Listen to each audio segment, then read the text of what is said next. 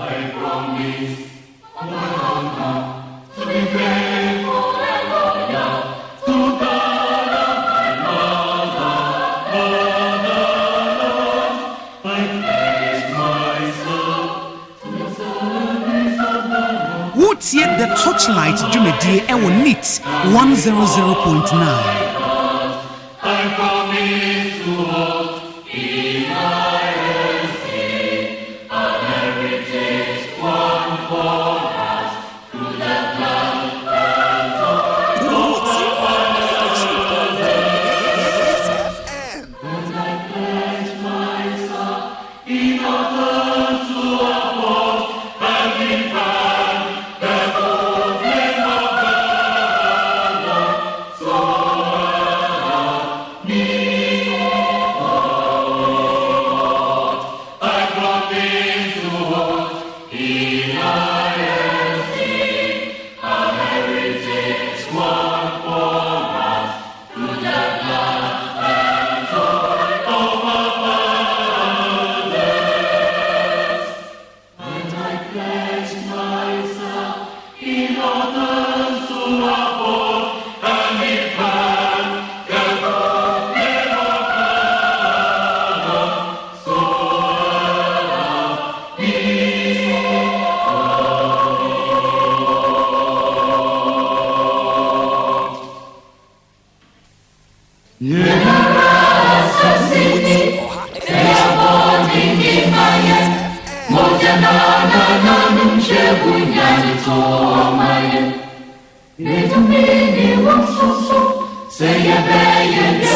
Jerry OSEI AGYEMAN etnasi ewo the Torchlight Jumedi ewo Neat 100.9 na wonim say ebuna den numre ya waden numre 7:30 p.m.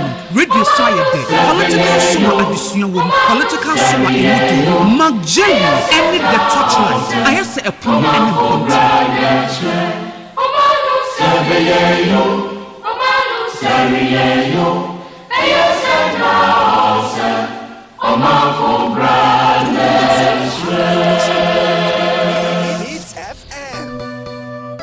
What's yet the Torchlight Jumedi Ewo Neat 100.9.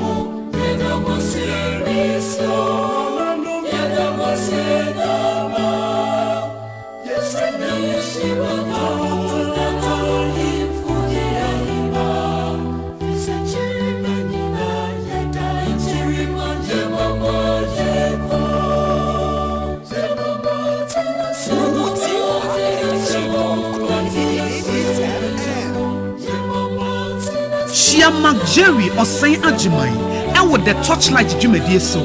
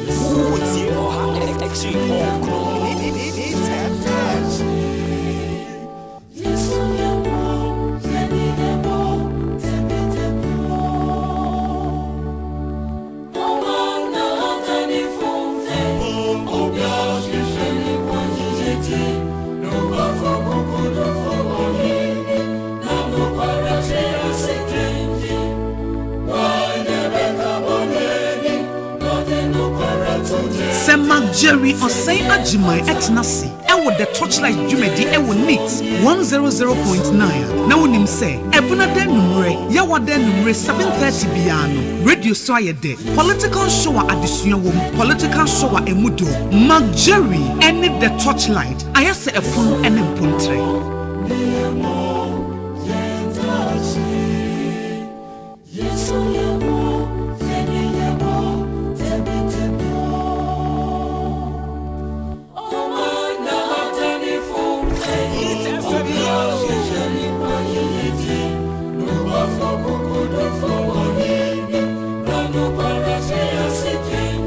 Shia Mag Jerry OSEI AGYEMAN ewo the Torchlight Jumedi so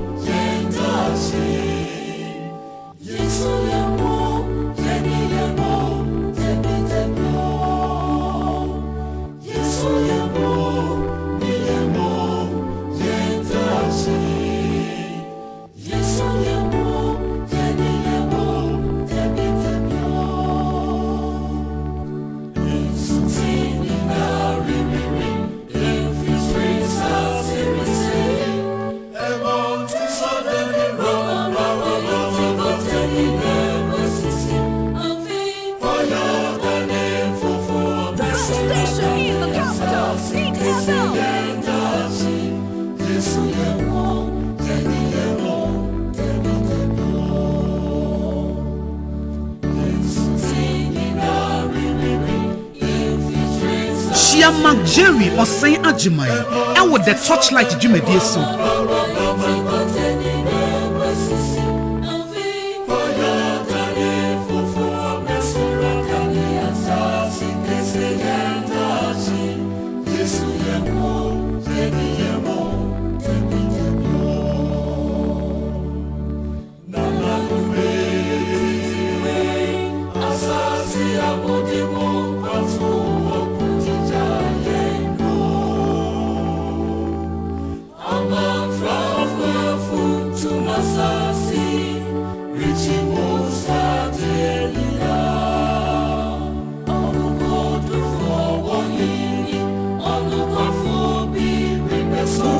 Sema Jerry OSEI AGYEMAN etnasi ewo the Torchlight Jumedi ewo NEAT 100.9 na wonim se ebuna den numre ya waden numre 7:30 biano radio so ayede political show adesua wom political show emudo Mag Jerry ene the Torchlight ayase epono ene mpontre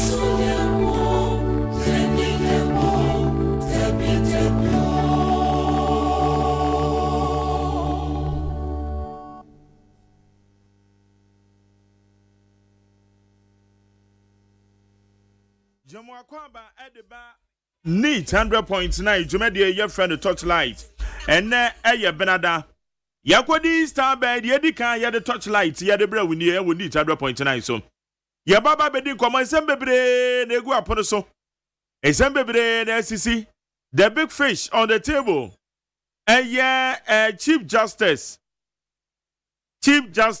a leadership yama me get you tokono ayadia Ghana man panyin and petitions be akon ho nti was suspended no pending further investigations ye ka say wapa bedwaku a womba be ye twhwemu afa nsemi ho nsemi mu adeja lawyer for no ka say omu kotu mra no eba de say that Ghana constitution and ho akere no we kotu atekere we no we kotu atekere we Semi mu adeja lawyer for no kasa omu kotu mra no eba de say that Ghana constitution and ho akere no we kotu atekere we no we kotu atekere asemo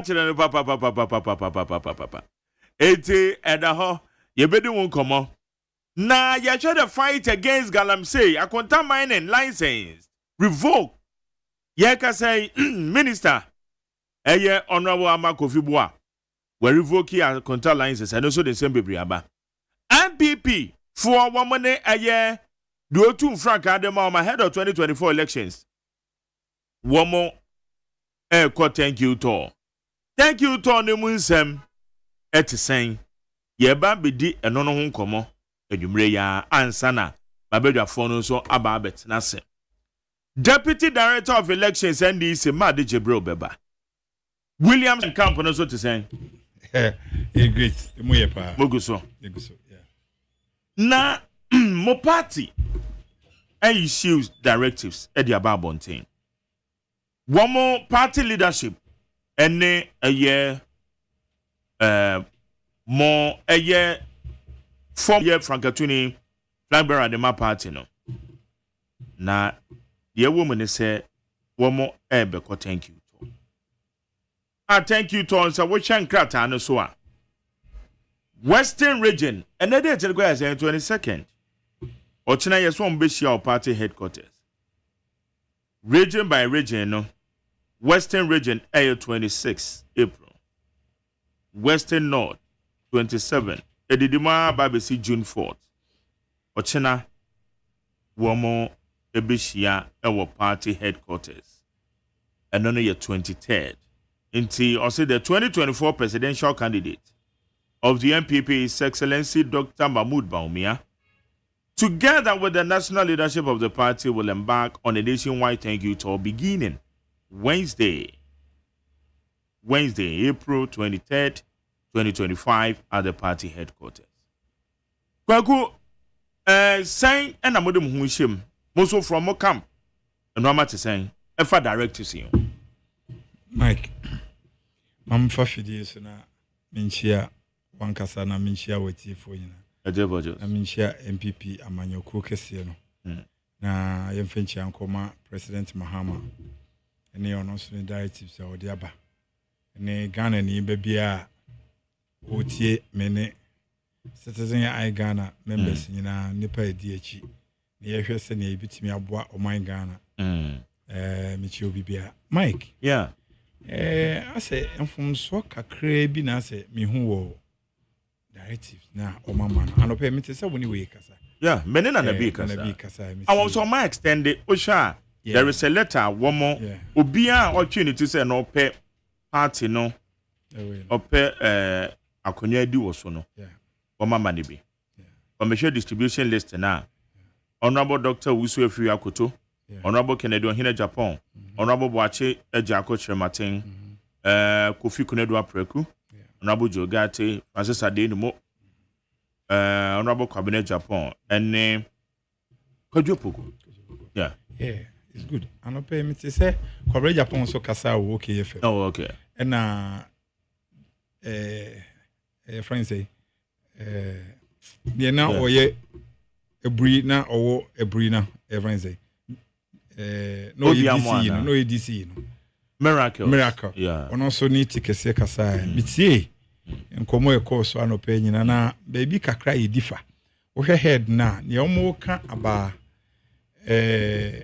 omo iru aba omi 2024 yeah election your friend say candidate no mi kakra bi a mi nimfa party ne ho say yeto aba wi a party ne etna se omo yen hyehyɛ candidate no ye di obi aba fom obi a sisia no ya collection ya election no enti party chairman na esen komo address say onu na edi anim na yakoto no akọ thank you to no na de enti na omo address to na etwa mu 2024 no etwa mu ya to aba na wi ya lusu enti ni candidate bi abiem enti 2025 no ye hyehye ye niam ye nkobo candidate na ye de ne call nye nipa ba ko mo doso se ne mo address wo mu nyina enti why you mention omo bo one person din say ono ne presidential ye to wi no we nya and say 2024 presidential candidate no ye wo 2025 party ne resettle ne ono ne di party na nim tete thank you power obeka ho din biem obi aka ho be ye address to the party chairman. He addressed to the candidate. Say 2024 candidate. No, they am say differ kakra ho. Enu ti na ma me so me petition a. Me ya ko say match petition na. They come man pani kufo. They come parliament. Your friend say minority leader Akufo-Addo so yere Akufo-Addo so di wi akoma no because asa niema na decision na o ma take no difa kakra nti se omohwe ekina omone mpanifo betena se by 10 o'clock our party office say how ne say Dr. Baumia omodi na di anim na ensasa omodi ni di anim no ensasa omodi ni di anim why Baumia eni padodo na ye omugina ye na ye to aba sisi na de na be party ni ye party chairman dia sisi party no party chairman dia no you don't call Baumia you don't call obi any ground be sisi party chairman ni pe eni ye address bibia ye address de ma no nti yera general secretary ene omo nsa hye we na say omo beye ma ohu na mekra me susu say party ni mpo na omo ka say yenko thank you to no yeah mi hu ni say sebiu enimdifo na egu ho na oma agi omhudi no mi hu ni say nka enhye de ntwa yiza o enipa 2000 yakoto abom bu ofu yato aba na 2 million sorry 2 million omo anto aba nkofo ne da so system nim enti ade enti na ya appeal to the party ana Ghanaians a enam se ne ande be chimpo na free education program aba ho a yen na yenia na ho na yan hyehye ne mayi a na ye ka sam kire ya yentie na ma nkofo bufu ye no a moto aba ne tie no esase yedi nkan de chawpa koma sa ekofo enyina ansana ene mo pekra mo ndwen ne thank you to ne your friend say ya appeal to mo de chawpa masa nkofo we nyina na abotoyem aba eniema wo ho a mankasa mo call mo next meeting mo kire se mo transfer mo si party ni nyina no obi bia mo ye de mo suspend no mo mani waiver mo di nkan de no abeto ade na mo ndi anu achi ne nkofo mo buafu a we ya suspend we mo si sakola sepani yen obi a mo mani waiver mo am call mo next meeting no mo ne mo de to wa mo koka na he oh omo ko next meeting omo ko omo no ni ade omo ko discuss say obi o ma suspend ni bia omo mani waiver yeah so what I say unim sa foko ya suspending be more than 10 years yeah up to now yen kan ho hwe enkofo bebre ade chinya masan suspend mo si obi mra discipline committee understand enya suspension na omo decision ni say ene amo ho sem no ka che na sa party no wo mo mfro obi aso mra are you a free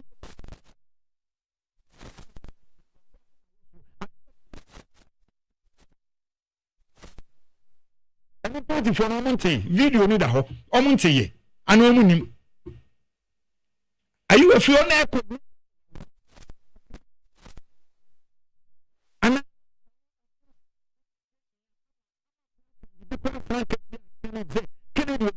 so nkwa sorry onu aso be na ko otena huntumi station ena kan ye eno party for no mote ya no mante so what I say one general secretary wo na wugina mu kan say sisi de ne andro no obi bia na wakasa na nkasa yi wagu omunya de mu fo bia fo na ye de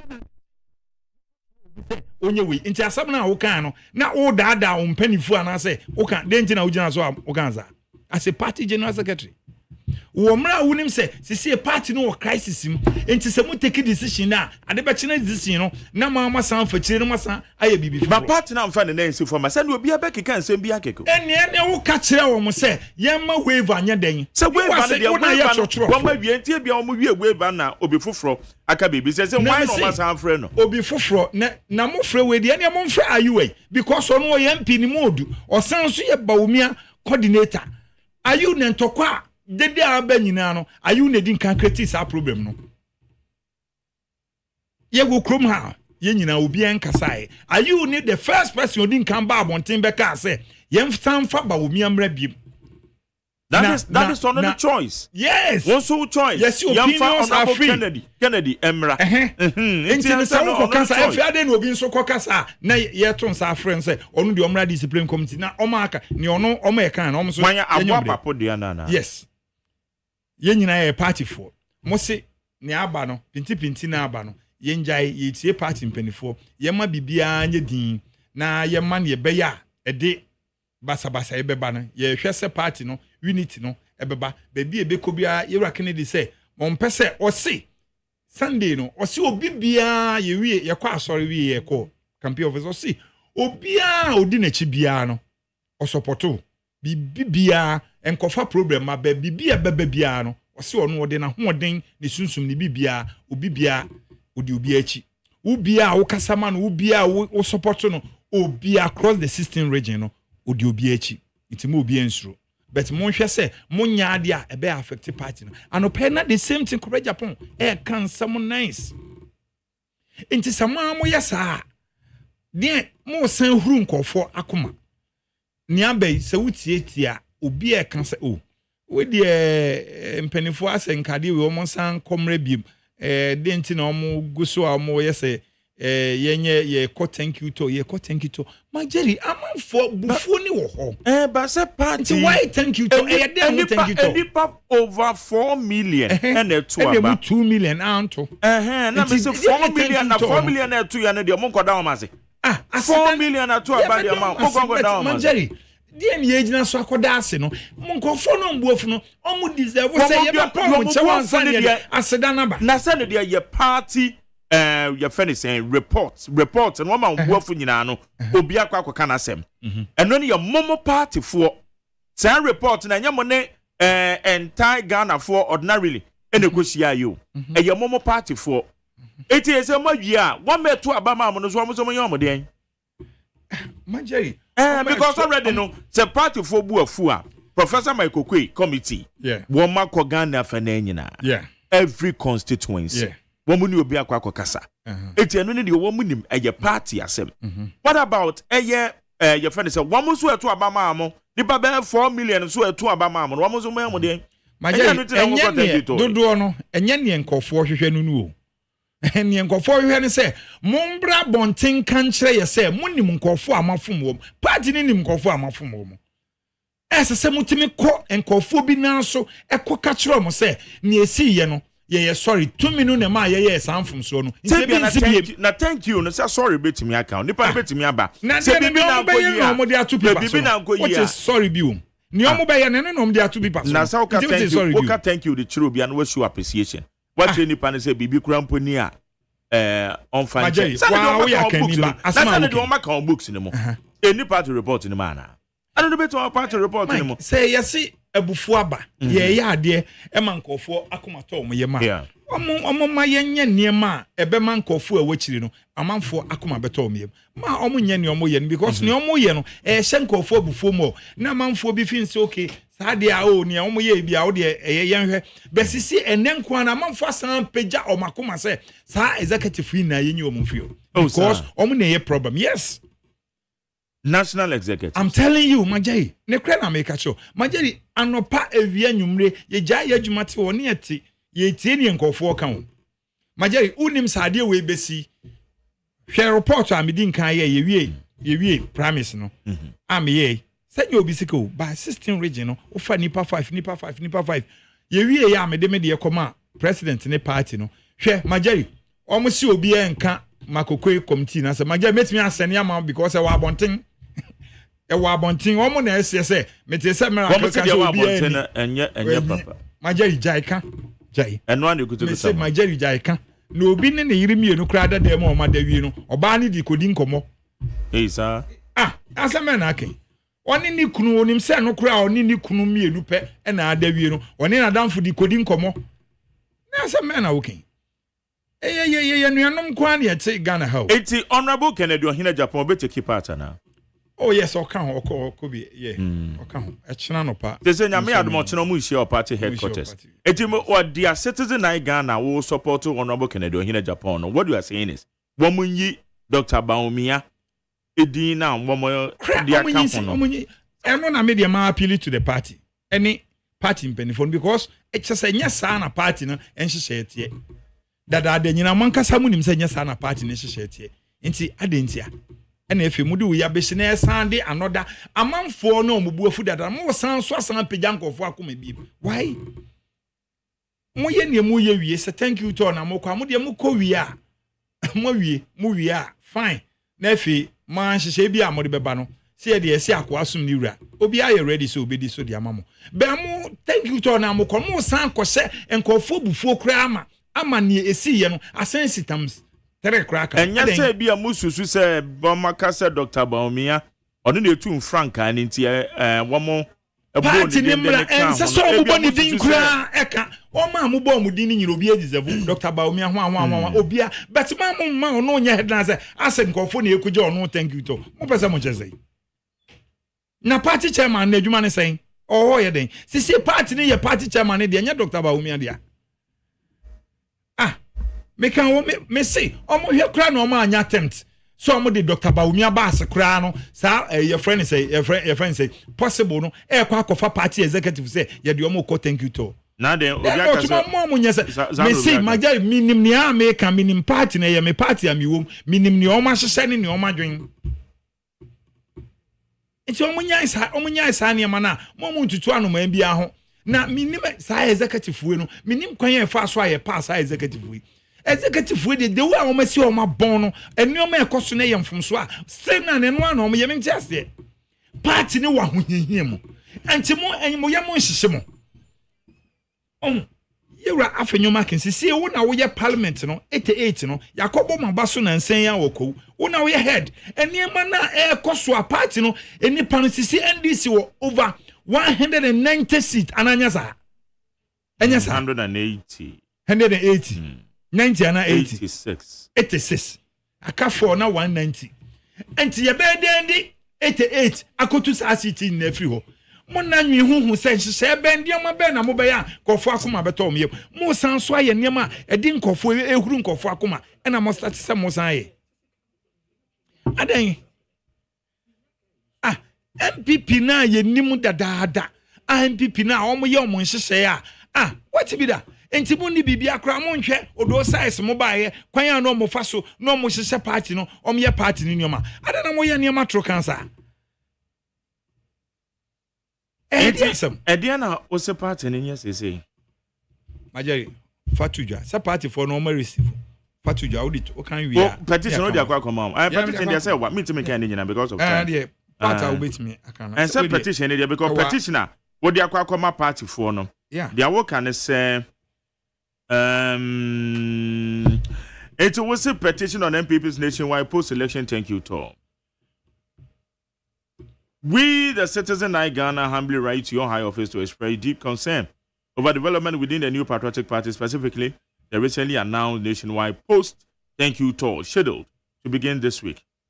And umubisa questions biwaha. We'll say on the surface, the tour appears to be a routine effort to express gratitude to party supporters and the public for the engagement during the 2024 electoral process. However, upon closer inspection, you find clear signs that this event is being used to advance the political agenda of Dr. Baumia. I don't know use one Dr. Baumia. Yes. Why am I flag bearer paying? Yes. And Obi I am a flag bearer. So now the question that Mubi San say, why is the party, which should be the neutral referee of this internal democratic process, now behaving like an active player on the field? And why has Dr. Baumia been placed at the center of this thank you tour? Now, Dr. Baumia play at the center of the thank you tour. So, no, we're too frank our pain. We're too frank our pain, dear my party, no. Leadership no control, no frank, do not make a home, no down, master, because one more to aba, Edimobia, reasonably. Obeka se wamo to aba de ma Dr. Baumia sabre no to aba de ma party no to na kwa Dr. Baumia omo to aba de ma party ni party chairman na ewo eye krata ne so sisi ye mfoni bia ba no Dr. Baumia onko thank you to obia yes it is a party near thank you to no mo friend because no obia no friend call obia but there's no need so omo be call omo be mention one particular say we or any candidate bia bi mo 2024 no is gone etwem ni ye nya ye nyina no ahyegu ye start bibi foforo afresh and ye dey be ye into this party chairman or no na kita party no there's no need to call Dr. Baumia say or no and ye di nachi na wakoye thank you to no how dey e differ. Okay, say they mo penny for ahye ne date no wo mo de aba wo mo so mbehya se nyame ya adom a ochina mo ko party headquarters ochina mo be wo Sure. Yeah. Okay, now wo ma chance e western region. Saturday di enemy Saturday date in 26. And wo mbehya se. Enti all the regions say at the end na wo twa anim say party penny for be say ba say wo mo earlier statement I release omo dia ben wo man resend okay wo mo go ahead said wo mo kan na say nyina mo ka ho se chena so omo koshia chena bete ho asem anti chena mo ko action o omo koshia so mehia so ne omo hia nti wo bete ho asem before ade be san wo bete ho asem eyo chena no yes wrong decision enye na mo se ye nkambom ade ne nso na ade na mo ye no mo ye ema still no e di pinte no ejina ho pinte yan so ena di issue nyina baaye sisi ye solve na ye hu jagum aden sa executive yo mpesa mo kire sei na party chairman mi hu bi da party chairman untimi fa ne nansi form enkasa enya bibi ma party mi hu bi da sa de we si wo ye wura se du nkatia mo party mu a enka wo be hu decision make it aden party chairman no I lose oh enya kura ana general secretary nso no so na dwen ye mienu o kan say na ade chia no kan say o kan say na ade chia no kan say wan na wo dada no ana wonim say eye wankasa na wo wankasa eye wo integrity ana wo de to abonten a wo ye ne sa no why nteno no mo house say eno ne party for how omo awom nsi fom no mbete wo de me mposo ade we yanchu ateka mfa ho na china wo de obete ho asem behwen kofo feedback om de baba no wo behu obi ni akonya a wo de betena ha no wakasa enti no wo fin say normal enya normal ba kokura wo kohwe other platforms so kohwe niam a omoye kohwe kasa aye koso aden so mo pesa mo ye party ni ho fia kopim say why aden ma mo ko ayi friend say kwawi na sampa na mo de ko kwawi a mo kobo ye kobo mo MPC nyina baso ho so what I say mo ko hia mpanifo ko hia ya ye num say mo ye jojo mo ye niema ebema abotoyem ato no mo sanso hye bufuo eno ye den nipa na mo boni di no president Akufo-Addo na ode ne ba yankasa kura se watwe na ho ode afri no me catch your presidential staffers me yankasa last week omo frɛ me se me busa sa ade na mo endorse om so ma wo me ade ye endorse na ade why na kasa watwe ne ho afri no me say presidential staffers wo Akufo-Addo presidential staffers I can mention 10 and I do be 11 to 12 ye share na omo catch us say omo say me busa sa ade na omo say ye nyire Alex wo ye adwuma wo but yo wachinam say ogidi ase bi endorse ade na mo endorse wo Alex ye endorse say odi munya botre busumi yan kopim next month odi ombehu ade behu nkofo be endorse na hwan na ka cha say majari ne make hwan na ka cha say ba omi awunim wo majari say father say watwe ne ho afiri ho a wa ho ode wa ha ne zan father na ode ba so twe ne ho firi wo ho a wa ho ode nse o ma aka o mo ye na say dede na o mo ye mo be ye din na ye nyina no ye hu say kwan ba ne ye befa so party no betime we party executive no empenifo omna ama division we nyina ba wo omna ama division we nyina ba because munim say mo ye center mo na mo gina mfimfini okay mo ye lefree ye bobo enti mo de ane say ne obehye bia no ye Ghana na ahye ne ye de ahodi nyina ama Ghana support na uko gina house ya chinkwa say house nhya kotokwa uwi a ne ye boma afi wo say ade enti ne abom yenye sa yenchechire party sa mo yesa mudi issues ebeba okay it's your china 2008 ya 2008 ya enra meetie friends kwabren Japan 2008 o see the waiver the higher waiver wotim de ma yewura bawomia 2008 say friends we endorse ye no man card just 2008 hwe bi ma bre anoma fa ho kura ewu ya na mbasa moche omo enya the higher position of the vice president no ebi ma ya omo ntimi amenya the presidential candidate kra ebe come record no moment me anya be aden e dey asem okay Ochina party mpani for kwa kwishia wo headquarters enti na che se mo hwa ni mu se mo petition no sawo mo saka ya o saka o man kan wo hwe a metro om se om na ese se obi ani record obi ani om we ni hu we mete se miracle e kan na o decision so o se we na e baaye no we committee your friends say Professor Makukwe committee we no obi any report ni bi me stress o de mo respondo se ba ko e de ko ma respondo president ni respondo ye omo ti wo omo nya hwe omo de an se de bia no omo hihye adwuma no aden what can e de nkofo we kofo omo fi na de omo be executives aden executives wrong Abusia yane citizen I Ghana or ye leader and founder the citizen I Ghana your friend Alexander Kwakutete na osan wo honorable Kennedy ohina Japan the camp no na ye ne di nkomo no enti MPP thank you to amompanifo ahyehyɛ no wɔn de wɔn so wɔbo enyo efa bi so enye sɛ ni nyina efa bi ne sɛ eye wɔn de Dr. Baumia ase wɔn de ne din aba be bata ho sɛ one party leadership ene ekosa thank you to no eno oso womobo enyo so nti womo ka ho asem okay we are sending a message so on impanifo bi our meeting all right Madi Jebro your deputy director of elections Madi atraze Madi deputy director of elections NDC that's saying be a course on this more. Ghana and Kasana Equay. Ghana, or my Ghana, Equay. Resetting a could be correct. Resetting a I want to wear resetting. When is it? MPP for we are resetting. Thank you to Nomocan. Resetting was some more. And that's one more restructure of a resetting. Farino, restructure. Listen, we don't know how. Your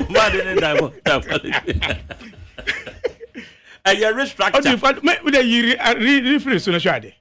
In Gabede. In fact, I real be a restructure, a resetting. But Saturday a usual. But political party be alcohol elections no winning. Some say we be. I'm fans of year no Abuamana. 2020 almost a year. 2020. Now, the view, another Professor Kwesibuchi, right? Maybe 2016. 2016. Okay. And I about 2020. And I'm Muslim will break 8.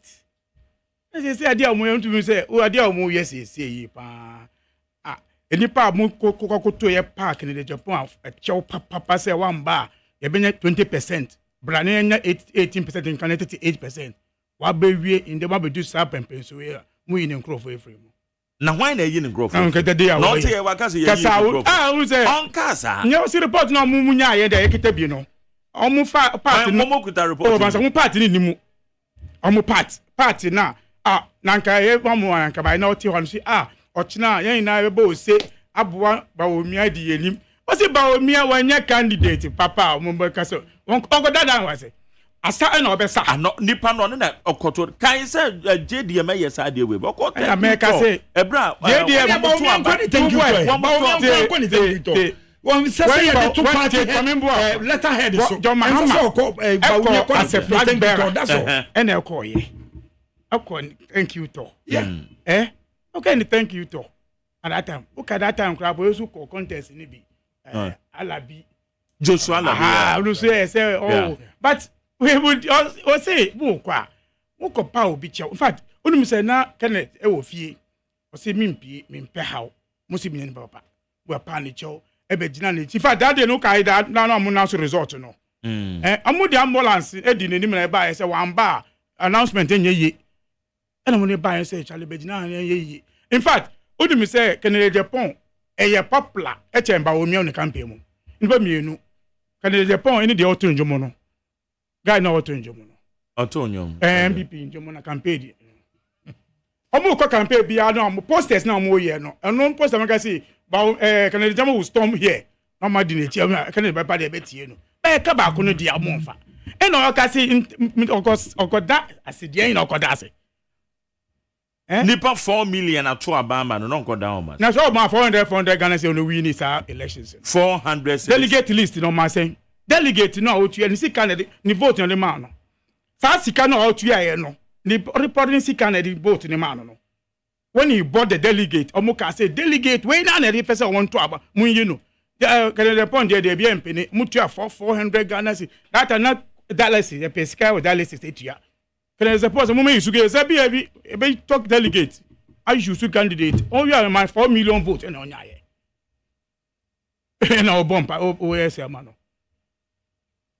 By now, couple have seen that you should call it as your you have to go and plead and patch out.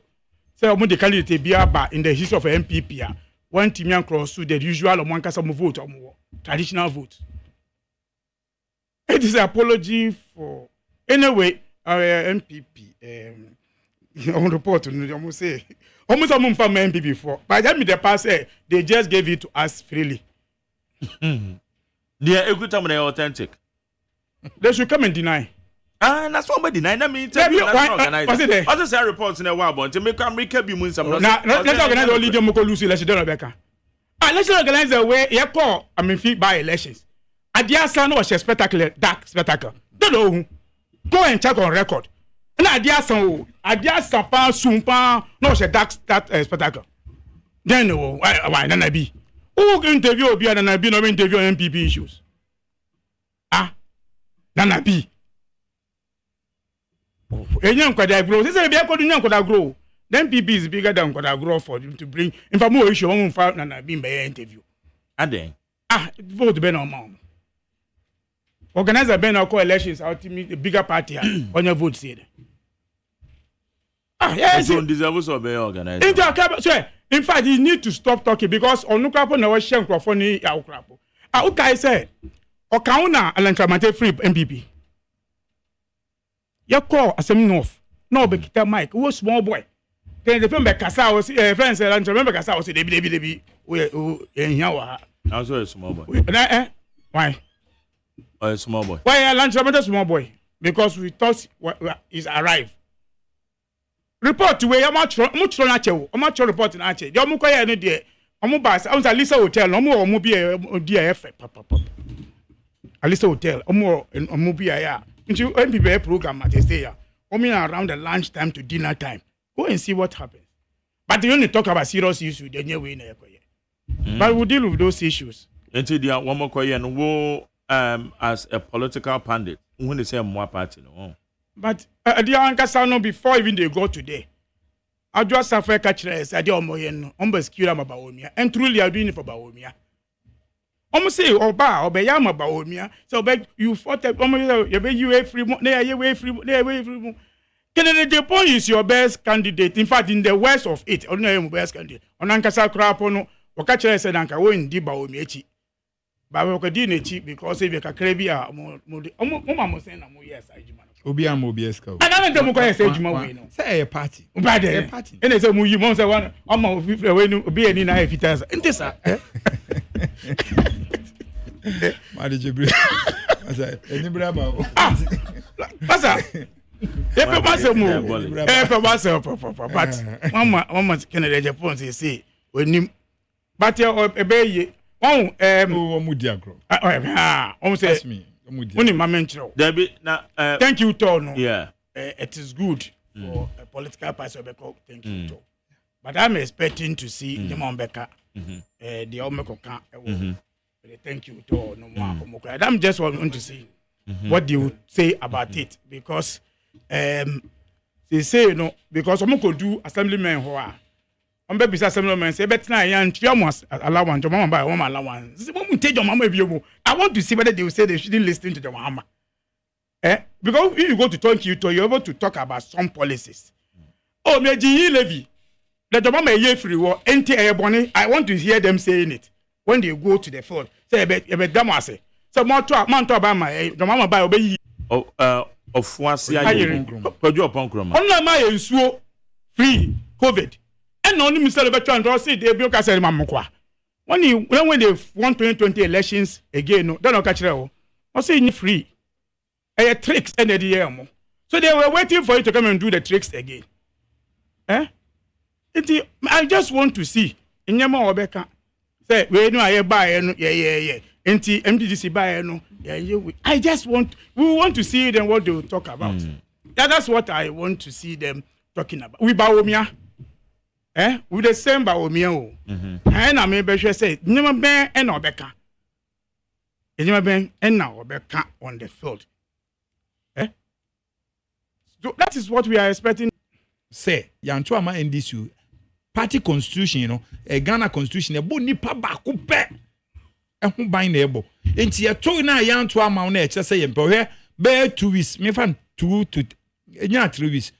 Baumia to me, and Andy, Omuko Papa Yantuama NDC party constitution, a Ghana constitution, a bonipa bono to me the frere papa. O can as a mu on Fabi Bianche or Pacho, Edema untumene Andy. No, so one casacra no problem. Woo Nankasacrano, or dear class or chair, a untumi now can. And to that dentina, Baumian and why he see and the system of Ghana and why he and the party, why he and still, and before Modia Monji, or my post Nina Bana, Monsum from an inch a Russian moment for me. Historically, no. Why na Wako MPP flag bearer ticket so Wako once we win. But why na your vice president and so ye didn't batik so Nanado Kufu no your vice president. Question here, but answer me person will be question. This answer question. Me say Kufu no your vice president and son will be winning no your vice president. And no Nanado le fair obu no or fair to Baumia or see Kufu de na hoden and a baba ye. Or no ankasa or no so or de na hoden on your vice president.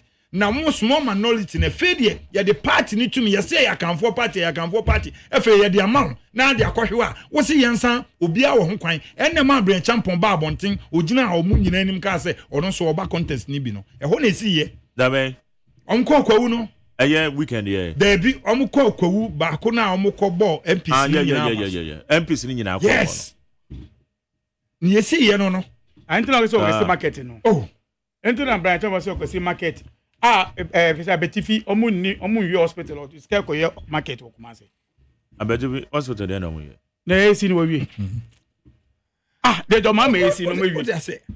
Oh, okay. Yeah, party, sir.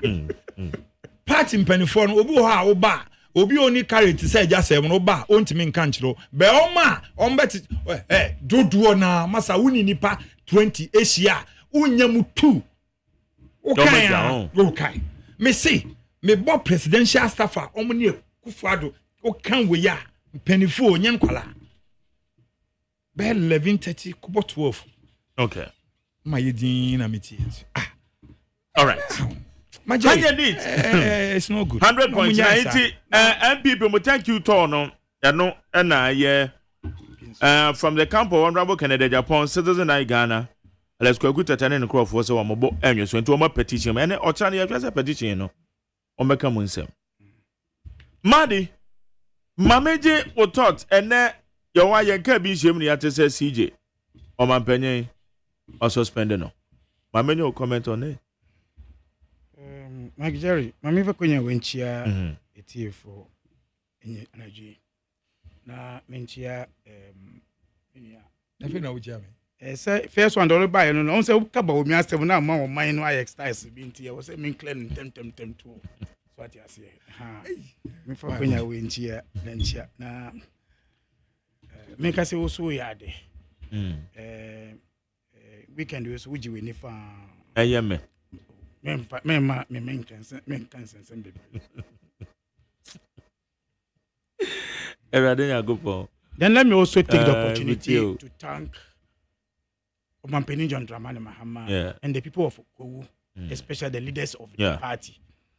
Say there are occasions, in fact, during the before time, and these stories in Okowu, then we brought in after this, and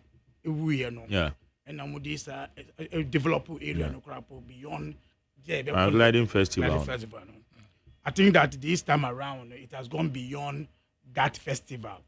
In fact, but this time around it has become a business with the in name of MPP go for the business, business then idea comes say for opportunity where and share businessmen not to share idea to develop Ghana, and I think that it's a great thing for the president leading the promise. I would say a promise in the run up 2024 elections.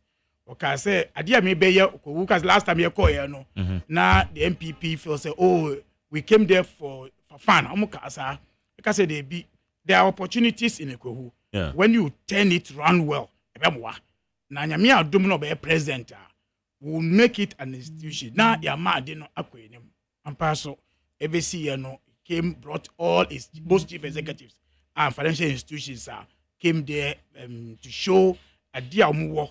I believe it's the people of Koruman, any other people who came there during the holidays, are benefited from something that has brought into them. We pray, benefit beyond the start say. During that time, so the president also show the quality of leadership. The quality of leadership in the timer or be a worker just compare me. I cannot hand over my power to anybody. I'm a beating it. They said, Mammy, I came to this area, Matisse Wampini, Gada Ewo, Kuma Chile, Mammy Cochiano. At least he went to at least meet him. It shows kind of Anna, a very good reset in Mark Jerry, make I say, around this time around, Omaino is changing to a very good way. Now, today's actions are Mampeni John Dramani Mahama. Ghana focus our lives and saying, out of the number, 58% of Ghanaians. Ekaso Mampeni John Dramani, Ghana 2 million shares. Yeah. It is at 2 million shares. We want you to do something with the 2 million. Then on the 7th January, the Independence Square, I can say, Mampeni John Mahama. 2 million idea amount and then 2 million shares. But you have to swear. Until Mampeni John Mahama swear.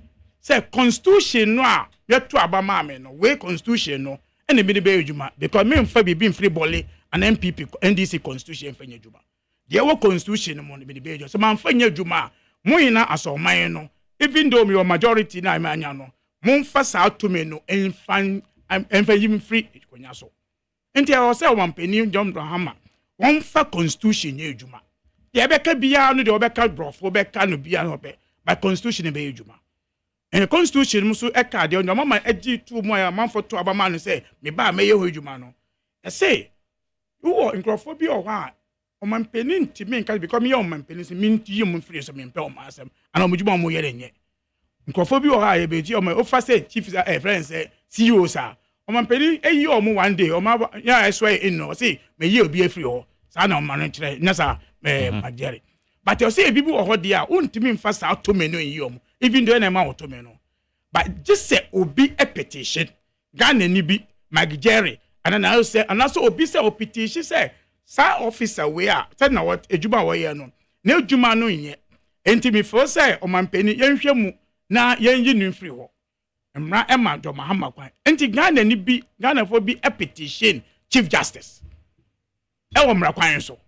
Anya say campaign issue nya bibia o petition no mra kwan so kire say ya petition o Mampeni on because petition abanti may you be free ho o say only council of elders be dwudwu whenever you say and some are the edi ba ye no except fata say betimi abise obi question wo so Mr. Magere Mampeni John Dramani Mahama 268 over 58% ye di man no wo di say adwuma council of state e ka say munhwe sam no mu because me ni sa to me no but oh yes akrapo no not 2 million actually say constitution say opia men first petition emma your friend said they are petition no but when the chief justice wrote to the president what say they be oh mind there but because that's a justice mama they are me petition no one who issues no Mampeni John Mahama the petition no emma mama say mama arabe J petition no king kind but I mean no want him because I na constitution naturally king kan sa we no na be yi wa no de obeka bia no but now up 7 days but me 10 days adia because me nyame na me per se wait me you because I school pa uti brofo uti law na say in more of terms we breed so one penny John Mahama man sa opportunity no at that time Mike Jerry na NDC ni bia yen resist even though we are in power that now John Mahama or man penny John Mahama di petition ni ma the friend say Mami Araba Chief Justice no the next day MPP na a press conference read the petition no issues say petitions na baby omotete no and for so be a so untimi then you ask yourself a question say eba ni say na obi MPP nya sa information no in fact the MPP even destroy the woman integrity because between Omanpeni John Mahama any mame no kwa say when per constitution no say na ebe ye no but the following day because they petition no be any press conference me boa then no man pen jubilee house no kwa na but what he said Sami Jemfi and NDC never press conference what he said this in be about the issue that it's say no mkofa bi there be press conference na mo ye but and your communicators near there so mo kan ho me say you can say obi a petition yeah but we have never said about the issues but then people made a press conference e can say nsem na omo hu ye no enti me ye mame no why na dey some no ma omo why na dey asem do edima MPP say nsem di ni a enti me ye but and then na open say we conclude say yeah Chief Justice na edima oh me say Omanpeni John Mahama any Chief Justice Omanpeni John Mahama he will never give MPP a statement okay so it is the MPP who has an interest with the movement to defend it. Oh, no, the say, "Charlie, I didn't mean you." And on a press conference, I didn't my woman, your Chief Justice, you know, any na information any. In fact, the MPP destroy the woman's integrity right from the beginning because omo experience in politics. You never say ni nanka yanka wasep. Sa leadership na mo from afenyo Mike money chairman no mo say no experience. In one way, you can find it and get it. But if you're an experienced politician, you don't rush to market of it. Then they came to it. Then you say na kwaya MPP any of my Ghana and I come wasem. A opportunity. Even whilst we are doing that one, then the same MPP lawyers the previous lawyer to the president. While Russia court to say what the injunction equal to issues no Omanpeni won't me mameno. Now question the by then say mamino wadi for eso. Magere. Because you see Magere wire from so. But you have more opportunity to come and answer issues we now Obijina Bontin said there be adi amuya no be some pam Magere no. Are you not preempting the issues? Then usuru. So the woman, now MPP now going to court because it's clear now is MPP, former Chief Justice, Minister of Justice, and they'll call court to challenge the issue. Say the injunction, Omanpeni to me, yeah, be say. But when you have experience, especially when this one, ultimately can't any Chief Justice, Chief Justice and former Chief Justice and a current, you cannot tell him say Kase Oyare. They went to court in issues, but the president engaged the Council of State. Only respond by no. The response now the by no match. Actually, say, man will say, Bibi ewo moi, or bet you say a question no. Offer a constitution no so. Omanpeni be a usuda. Obekaya May 2018. May 2018. Omanpeni na now do suspended for justice be okay. High Court justice be. For suspended. Based on the Article 146 clause 10. Based on the same article, because on allegations say Omaye from so bribing issues to be, and they were recommended by a committee. Then the president used the Article 146 clause 10. Check 18th May. I suspended 4 judges. High Court justice. But your friend Muhammad say, wait, this is what Omanpeni now do aye. At that time, Omanpeni constitution Agyeman, our judiciary did not destroy. And I'm Magere. Our judiciary did not, and the same people are on the they saw it. Was why you constitution. Constitution is not John Mahama, so use the same Article 146. Was say, Mammy, in some way I can say one, some way you are no. ya set committee per constitution but me pese obenya ho tem akoye say adwumanente because justice be square was so enti member of suspension namre na koye sa answering the issues enti suspension na ye no enya ade a obi akofa NDC constitution ana achro eye Ghana constitution na Ghana for to abama adwoma ama say fa ye adwuma ena ye use na ma ati amanfo the MPP today in parliament SETO I'm just on a statement you know o say John Mahama ma won use constitution no a ye fa so me kire omu no na won fa MPP for idea na won reverse issue na ma won suspend ma me no ma won pam ma me no ma won fa petition nye adwuma na won ye emaga na ye say nye but almost say na mo pe no then you ask yourself say did you vote for people to go in parliament to support just things they want? Say I didn't na John Mahama be used to constitution be adwuma. Na mo feel say ahemfo any omampeni John Mahama enkasa. Ayebia ahemfo ni Council of State mo. Magere. Council of State ahemfo. Enti ahemfo me na mo pese on be kasa ma mo. Nana no a contest Ashanti region no one person na only na be John Mahama kasa. The Oma about Omia your friend say any officer on be campaign no be catch John Mahama asem say John Mahama is chief justice no ana. Ana sheshi hini no a waka say John Mahama want to be president bi no be kasa tire John Mahama. Then they came to pastors. Near who can say pastor be ka say only the wa kase John Mahama want to be president. Into on no be catch John Mahama say me active constitution issues no. Now what the MPP for say Chief Justice na ye be yin no free ho no. Anye yin no. Ebe ma judiciary independence eni ho. Enti judiciary no say ye to one de. O ye boni am yin free ho. Magere. Yes. So are we saying is because they are independent we allow them to be there? Some we hear from Sukra po omunti na ho. And another ko be di Ghana for abroad ko to abatia no free so. So what is it? They said MPP now is pushing. They say almost on by demonstration. Someone penny say ya mama me no amba baga. What answers do they know the mamini beka? Beba, for the purposes of the discussions, mamin kind a minority for way. Because we share a friend say 18 we na make and make to challenge because pesa issue.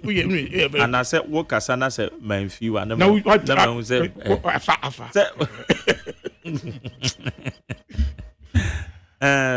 where your friend is a minority caucus for statement, you know. Or say statement by the minority in parliament condemning President Mahama's brazen judicial coup and attempt to undermine the judiciary. The decision by President John Dramani Mahama to suspend her leadership, Chief Justice Gertrude Arabe Saba Saki Tokono. Another purported authority of Article 146 of the 1992 Constitution is nothing short of a brazen judicial coup, a reckless abuse of executive power. Maybe Constitution.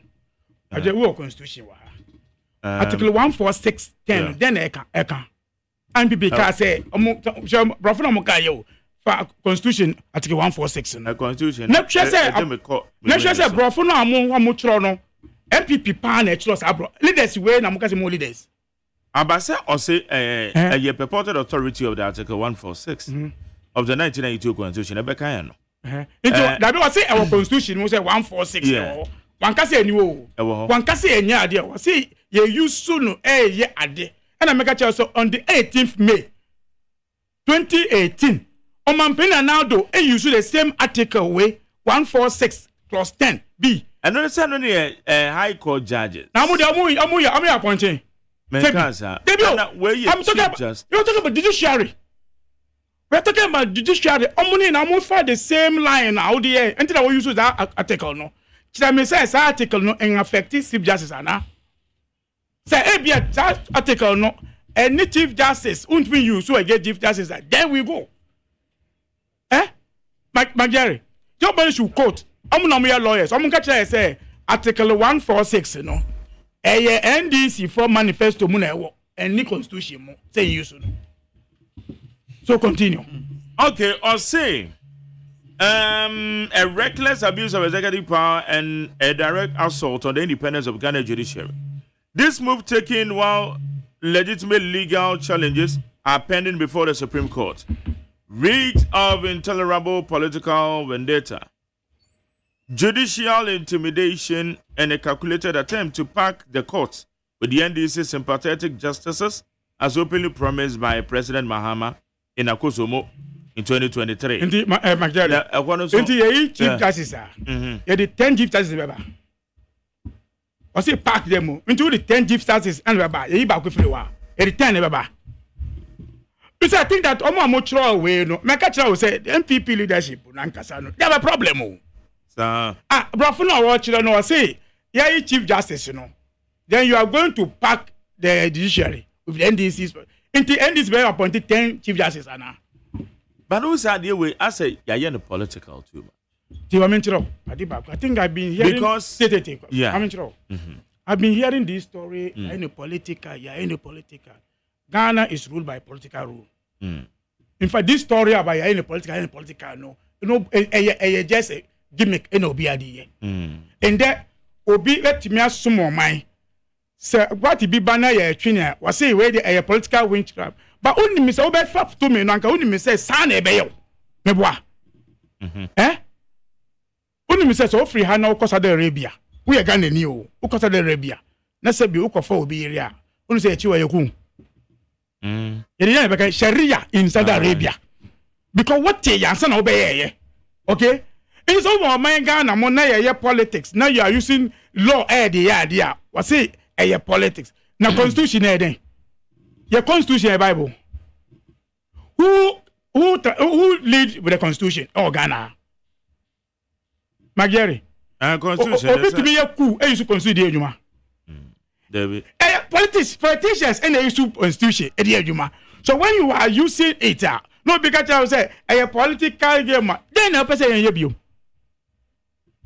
Into the MPP, that are much lawyer, no. And no Bible quotation of much lawyer. I saw them when I can some. Are they not speaking MPP language? No. Did MPP decide say, oh, because of NDC and the government air politics, they can say shake, Majay. Oh, they make us say they won't come with more. Ghana we don't come. Nanusi abeba.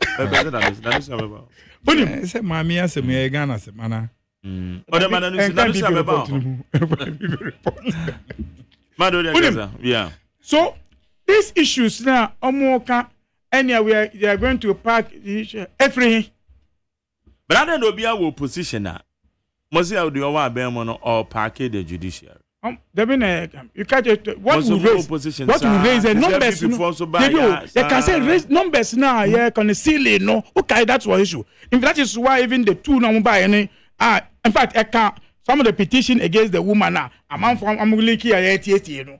Now come on, say come now. All say or no pay more judges in the court. No, can say wrong. No, can just say wrong. You cannot sit in court and can say me pay judges be brave. Now, 7 say, or no, pay one for the court issues. We have never spoke about that. Man, Penny John Mahama.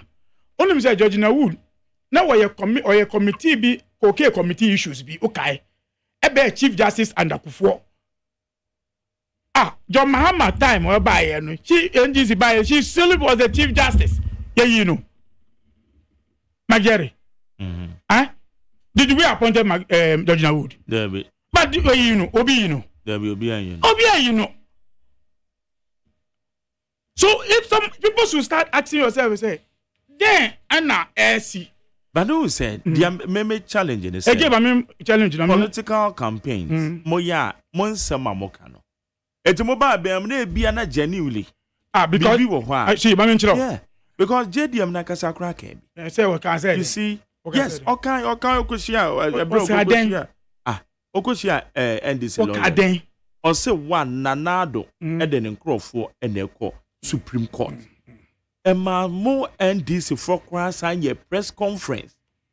I say, see, Sudria. Say, President in a Supreme Court.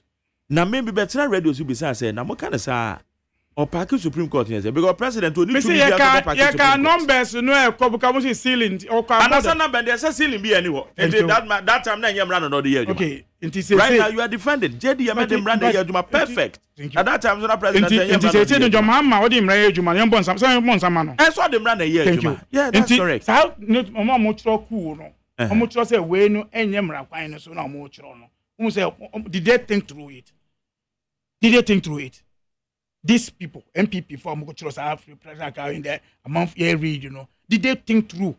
Say your mama will use your constitution the age up to this point.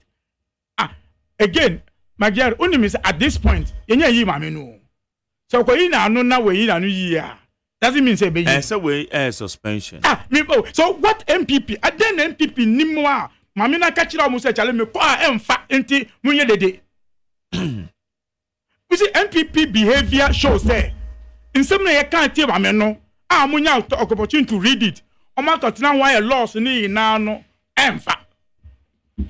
Okay? Magere. The MPP I'm sure say by now. Oma tinase. Ashwe loss no. Ashwe the questions of your petition no will say. Asem way the mami no one free mo. Enti ye dede. Because yes idea what they would have done. Una do me because mami were a law. Now, Charlie, you were confident in that woman to defend herself. But they know. They've read the petition. They've gone through the petition, understand, and said, Mamini, was digana fabro.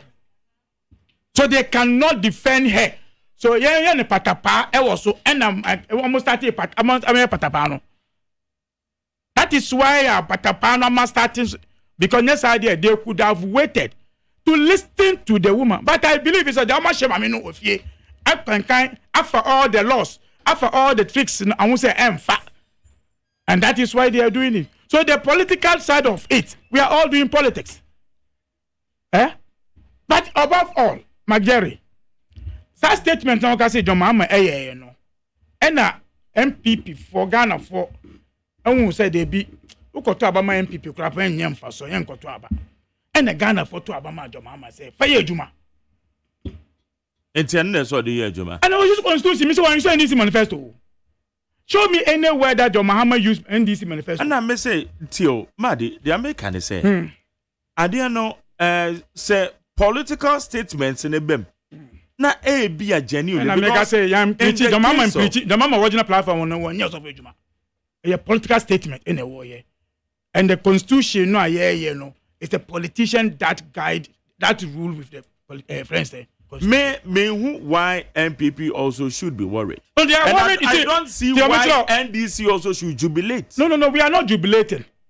In either case. Chief Justice, NPP for yes, you have over statement here. They will resist. Oh no, I don't get it. Almost everybody resist. They don't resist. They say, yeah, suspending. They should resist. I'm going for pen and short new letter. If they have the power, they should write a letter saying we didn't suspend you. If they have that power. 38% someone here can they should be quiet and listen. They should be see. I think that it's good. After your mic more Mustafa, I'm here way to be relevant in the space because MPs way account MPP are there bro and they so they are protecting their positions again for the next elections. So you will understand them. But we will resist. I didn't do start stage. How much your letter way? Magere. Yes. Any do start stage. Did you write this letter? Say do stage you know. I ain't na ya na man from say oh my kasa o your bon samo. Yeah. They are suspending no. That reverse. Who should reverse? Who should reverse? 2024. Among Nanado, you man the same petition on the same woman Magere. But Nanado, besides Nanado, did he consult the Council of State? Magere. Obima, Nanado. And the basic then Nanado and consult Council of State. Did he tell you? You and I were not there. W. Me say, petition or refer to the Council of State. He will inform. Yeah. He will inform the public. The mama from say I'm a petition, but I'm a council, my involved council. So me say Kufado yeah. You take paper and better petition in by say when cause I say me do bati have them you know. Me yeah. And that is now fighting her. Oh, but there is no any record that says one refer to the Council of State. And there's no record to show say you refer. I'm saying no dear, and I'm saying the Council of State. Petition the idea. I'm saying when I am about you. But okay, say a painting. Yeah, a friend say, yeah, guy no. The all bono. Appear hini. Yeah. I'm the Council of State in the ante. But say when is a public when is a public concern where a petition against a chief justice will be there more man of his own style what need to constitution so as mean engage the Council of State what's it for more some friends me so and no after your mind who say will be a constitution so in fact, now got my Council of State, the Council of State, I did a walk no crap on, ye never be in free moi, Nanka. In fact, Nanka this issue whereby I only say a petition that, and I'm one. Oh, I followed because of you understand the game. But it became now public to people to start getting they say I have petition way, under Ronaldo. Under Ronaldo, the same issue, petition. So petition against Chief Justice, and you knew. Now the question is, I'm going to say a constitution, a friend say a Democrat, a friend say judicial coup no. Petition and then a coup, and now when I coup, Nigeria. Because I wish also President Nana Akufo-Addo has dismissed a petition seeking the removal of Chief Justice Gertrude Saki Tokono. The President, after thorough consultations with the Council of State, concluded that the petition filed by Professor Stephen Kwaku Asare lacked merit and did not disclose a prima facie case warranting further investigation. I'm for more petition. When Bodino more petition this time around you. Kwaku Asare count. Well, so 1 year, it fight you again. Oh, the same thing now. Ronaldo, what boo yeah, what yeah to say is that the pie should watch out, my dear, my lovely. One so lovely. Okay, I say my dear. I'm passing. Interview I said, "Won't say me more pass." I want me to say, "Boy, dear, you love, same." Yes, same. No, throw. What file letter? Ghana letter, pa. Ghana or mine letter. No, I throw my dear. This letter, pa. My dear, this letter, pa. The same thing. My dear one. Official copy. Bisa. Or try my do how? Or try my do say. Official letter and show my dear sister. Oh, my Jerry. Yes. So these are the issues. Okay. Oh, the politicking of it. So will be a petition unless somebody tells me say, "I'm on petition no the NDC." Sorry, or NDC. Oh, I won't put the saying count. It's also you are blaming the petition no. Say for you, Juma. What do you Juma? I won't be said the OES. I did saying it. The all this issue in the no. Do you know say you can even talk to the person with the issue by saying Matthias? The all the issue in the say, yeah, back Jerry feel no. Cause oh, I make kind of me interview ma. You are not blaming that person. What the Ghana law edi Juma.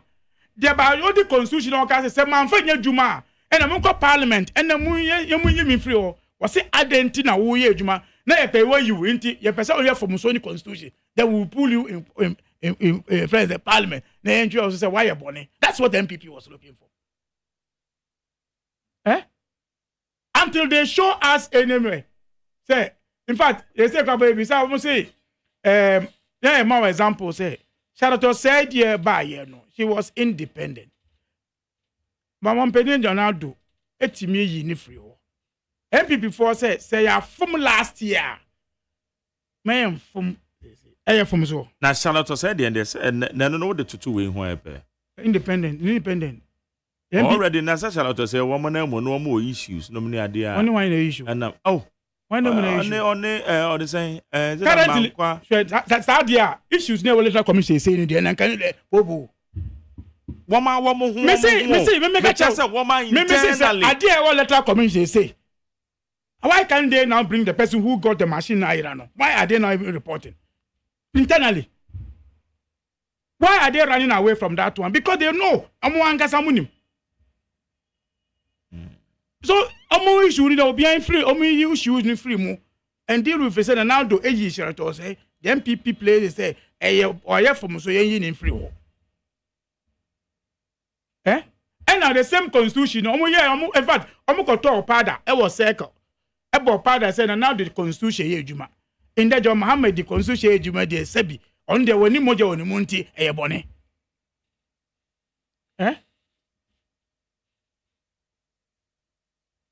Jerry. Me over politicization me challenge. I don't see why MPP for are worried. I don't see why even what is this statement from minority. Yeah, business. Well, I mean, person use to say no stations, but why are you worried? Said genuinely. Okay. Baby, on the case we are. And I make your master system and work. You let allow the system. But I say yeah, the politics in the baby. Politics now. A politician, a politics, and this issue say a political issue, and that allow people to go scot free in Ghana. Okay. In fact, it allow. In fact, politics only say during the registration time, yeah, the injunction to registration. So okay, this just is the way MIC extra call registration without following the rule. Injunction registration. During the registration, we put in the registration.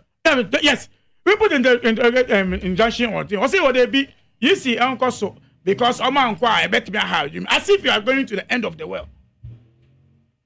In there, those things are fighting them. Okay.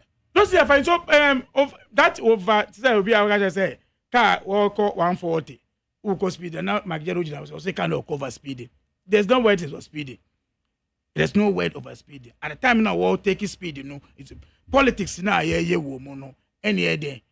The good thing about it is that nobody have tested this system at that level. And I don't have opportunity to know one council of state, no record shows. And that's why I'm speaking that one. And he has not told Ghanaians say, Obi the Aba, man for Juma. Now, another one can branch or me double issues. Your mama say, me, dear mint, now so and can say me, and I just say, you know. Council of State, my mommy. But if you crap on committee, in fact, a committee now, we say it is crap on it. Interesting committee. There's one of the judges, on no Ankasa Chief Justice way and panel on the case, or no case no also. Me voir. One of the judges, it did Ben MPP for any for Crawford way so be. That committee way so they don't believe in this committee. Committee way. Justice for my. Inti omuni trust on so. In the MPP, can say no onye justice only chief justice they can trust him. Say only the mind of himself. And I said justice say do. Ana dem levu na busu. Dem levu so e dey na do year no. Almost say unconstitutional. Into asema obey no, he will do for you one person who is a more principle at there.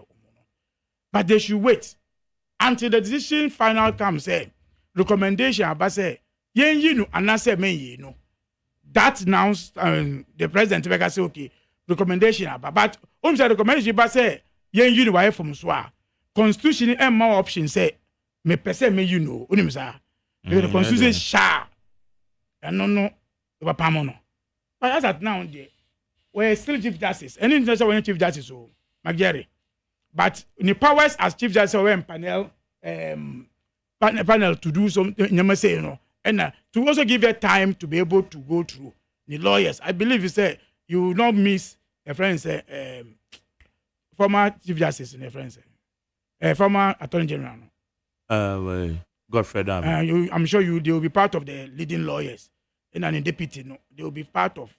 They will meet. I'm sure they will meet at the MPP headquarters to discuss those because the way I'm going to say MPP against Ghana, but we know say because she can defend. That's why we are not speaking.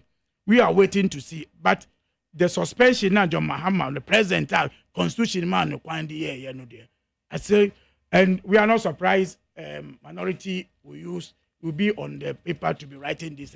But I dare them. if they have the men and boss in them, they should go to the street and say they should reverse this thing. Everything will stop. Medan Senate 100.9 Madi Jibril, your Deputy Director of Elections of the National Democratic Congress. And then the big fish on the table. Say Chief Justice Oman Penya suspended pending for further investigations. If the petitions won. But now what can be the found? Majority. Yeah. Ira Jibril. And your brain holding the Hamaka Kran say Yankofo ne parliament no me strategic kakra because one say enoma eda ho na ye ka ho asem no asa NDC era Mahama issue strategy bia se wo hwe odi abetuma asa amanfo attention na free ade a ne ye ka ho asem wo hwe electricity nsem ye ba ye kan a on say sisi odi maami asem abetum a ofo no odi wuntumi your friend say your friend say untumi your friend say abetum efrim bet mami issue yes muja mo no because mami 2019 nanado appointed in 2019 appointed mami de ne bai ne ye wo judge sempenifo a wo seniors a omwo ho dada oba betu nto no onim say yeden a automatically omu beyi no mabade omu beyi no nti ade nti ne ye focus ye ne omu enka ne wo ho na issues e wo ground na ma ye wo crisis so strategy be ma ye betimi abekroko saa 190 as 186 na o manya no me be di nyina no nti mu kosu obi su ama no because mami appoint no 2019 na do the appointment ma no ba Supreme Court no obeto nkofo ho pa o na mo ye mpanifo anka ye military mu a enka saa nkofo ni na esanka ye retire o but ye de ne bai nti ade na umunim se ye den a mami no so no awunim se a political appointment in TBB service. New king, new law. There be any political. Any political how? Any political. Sir. I feel as a person, yeah, political. Majority then any political. There be what can say your political appointment. Not just say you could terminate with the president.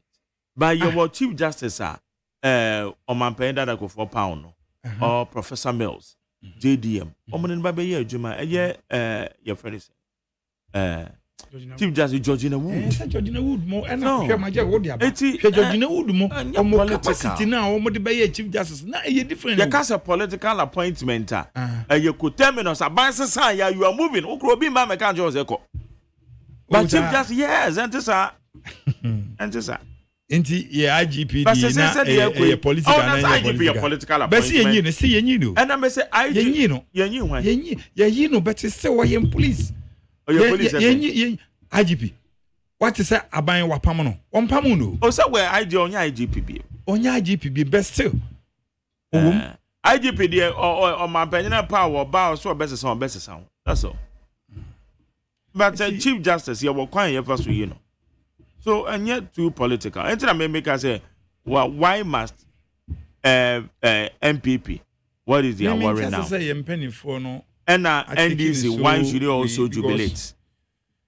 Majeri, as a second and Cassatia says, your constitution, Majeri, as some way recall. Send your man penny, say recall. No, one say, okay,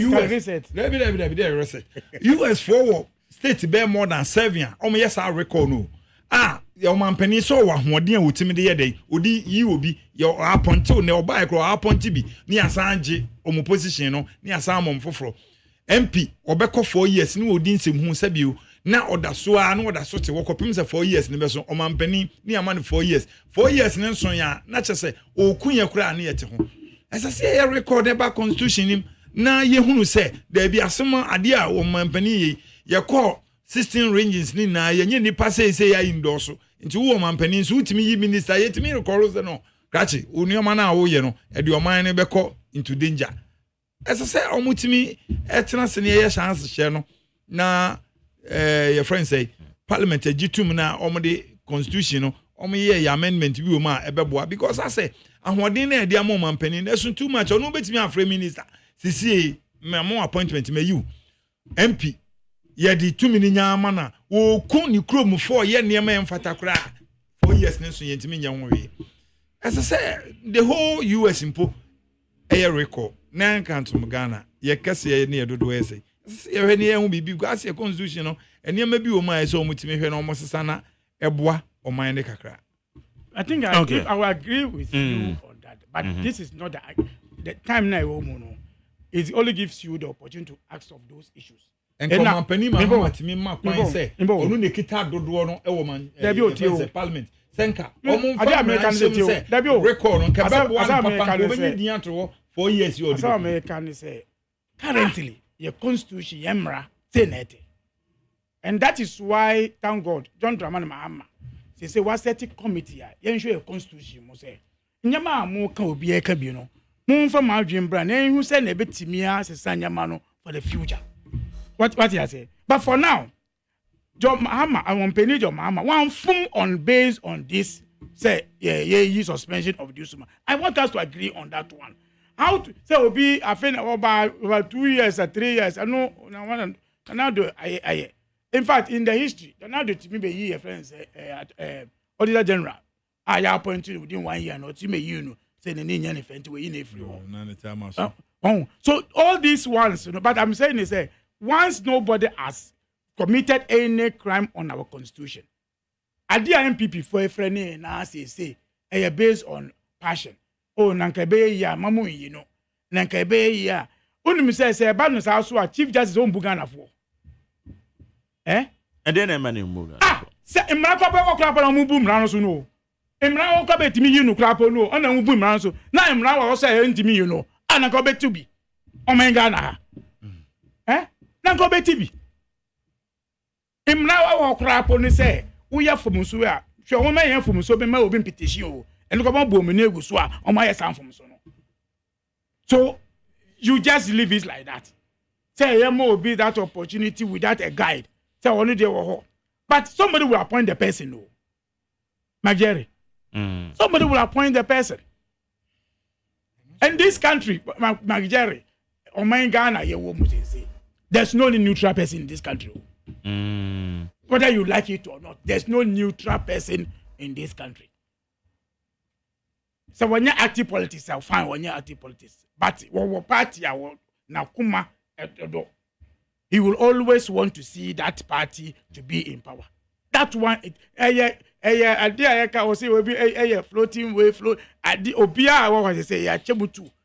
In fact, I'm sorry, I will be to one person. I'm sorry, with the NDC for sorry. I'm sorry, with MPP for sorry. Mox way, Imam way. We know where we are all coming from. We are only pretending to be genuine in this country. We are only pretending to be genuine. Okay. How you need 100.9? Yeah, because Akwanta mining and the fight against illegal mining. So answer Yama at you for but man with the list of ambassadors and high commissioners, my dear, no great. Phone list is for now they be.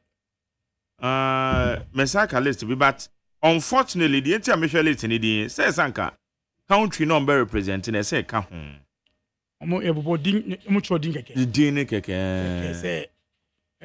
Because I say, but it was a free office of the president, nomination of ambassadors and high commissioners. And now say, I write to formally inform you that pursuant to Article 74 of the 1992 Constitution, the President of the Republic has nominated the following persons as ambassadors and high commissioners to represent Ghana abroad. Letter dated 2nd April. It is a letter never I check, but I feel a PA. I'm a young. It's a Osha Professor Kwesi Obridanso, Sarah Zita Benson, Victor Emmanuel Smith, where there? Labik. Joseph Yani, Benjamin Ofikwashi, Ojobunsu, maybe some Frimpon, some Piali, or Yamifa the Crazy. Oh, can I need you? Wow. The started. Young come one. Now, just a woodin woman. They be so back over Obomo, so uncle, want to be called. A dimba boy. Yeah. They say, Obina Diban there, that thing could have been changed. Yes, so it's in it tells you something. As a say, it tells you something. Yeah, because some Piale, a dean woman in the net, it's a say, there should be changes. There should be a change. Yes, some changes. Yanko a contaminated revocation. Anybody say a political witch hunting? Mrs. Once you are a politician, that this statement. I hate it because we all join politics and know the consequences as if you use power. One use power in a year, a dear I bet all. We all know. And so will be any to me be a yedi or mine no adimano. Na oba na wo nye ade a man no epe na ye dis amra no ebediwa o say a political wage so we be for a politics we will hunt you. That one should be clear. When it comes to these issues of a contaminant, last time I was here, like I said, the MPP people calling say a state of emergency. Say architectures of the the Galamseyers. When a party is in power and you don't manage your people very well, they abuse the system. It takes a political will to be able to stop this canker. It got to a point that the MPP now became kingpicks issues, especially when Nanado declared a Galamsey issue, say about community mining. People started abusing the system. In fact, who could do it? Community mining. Now, yeah, mining, Babe do a lot of crimes. So I'm sure say, the same thing, based in the name of community mining. But once we are all doing this one, then we had the issue of Akonta mining in the system, McJerry. And Akonta mining was owned by, and is owned by Wuntumi. This is the Wuntumi who sat on television, public national television, and you go there, which nobody does it. What did say? Oh no, say na way Nisika. It tells you that this person has some kind of powers. What do you issues way? But since we came to power, you can say, a forest now, a reserve forest, biano, will make sure say, amu biano will get them.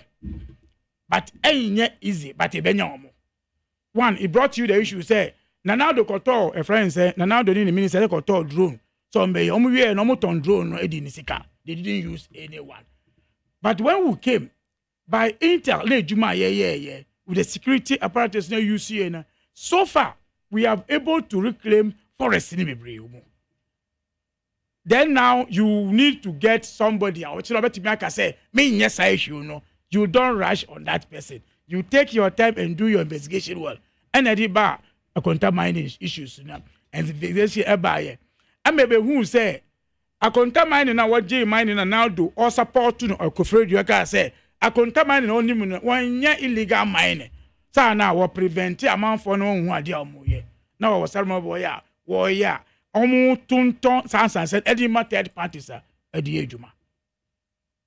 Thank God today, Minister Akochin Crawford, excavators, any nyama may retrieve.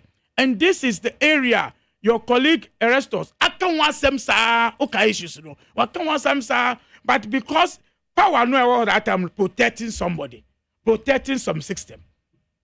But in there, then this power now, the power has been given to the NDC, Judge Omama. Yeah, you know, because that area will fight against it. In there, I'm able to stage way. But unfortunate. Now, contact mining, Abba bureaucrat. Say they don't know the people. Mm-hmm. I say, Obia say we didn't cocote. We dare them to go. Some illegal mining. They can talk that one to the former minister. They can speak that one to other people, not under John Mama. And they will be paraded in court. When you get to that point, I think I'm going to start saying they're always looking for sympathy. We are looking for sympathy. The people of Samurai Boy knows are contaminating there. And they are going for thank you to I'm sure somebody call Samurai Boy. That's East one. When they go there, Wuntimi should lead them, go there and tell them, say, no, they were not there. We dare Wuntimi and his people, and Baomia to go there and Kanchram say, now you can't be in that area. These are people when we are going for elections. Etimie committee, almost say minus association. Yeah. Almost association member Baomia minus force of association. Galamsey we ya anti. So me say Ghana so Ghana sasiye. Major meet me abembi. Obebe mu to. Yeah, my name Fernandez. Obeba ade. I'm with you. Untimi this have shown say Omampelin John Ronaldo what diga na for bro papa. At the time na Ghana for aircar contamination say omuye bibi say e forest no. What the president could have done at that point, Majeri. And he said, Ghana for Marka say makunta mining illegal mining. Midi inkrofo koho ekwaye hu ejuma. But you know say Omampelin Ronaldo eka say at that time no the 250 forests no they have called in all. Majeri. Inti we no normal called in among called here. Nana kachira say o ma called here kasi called in na ene mo kan say wotwi kasa mu. Ya je ho. There be can you say ya called in say obi ntimi nko.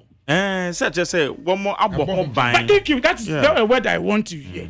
But ya bo ho ban na obi shewa wo yet because wo to me be omu.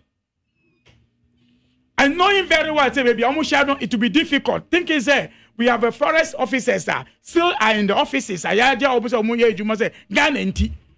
Police commanders are Ghana enti. They knew about all these things, allowing you to go. And then they have a PSO. No. Enti, I also want to see the minority leader again on this issue.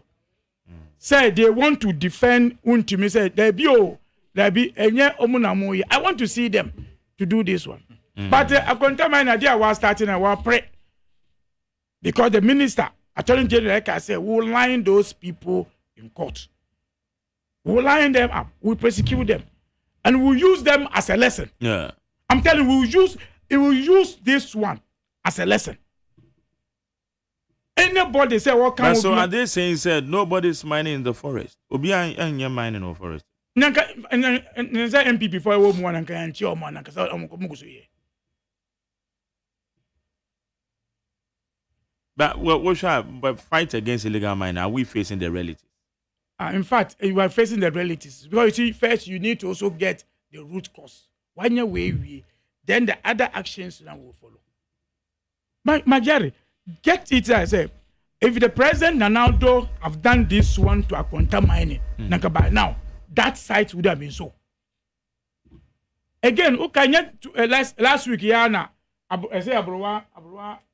I said, Abru and Inkran. About 10,000 people. But then one was a Abru and Inkran. Abru and Ni.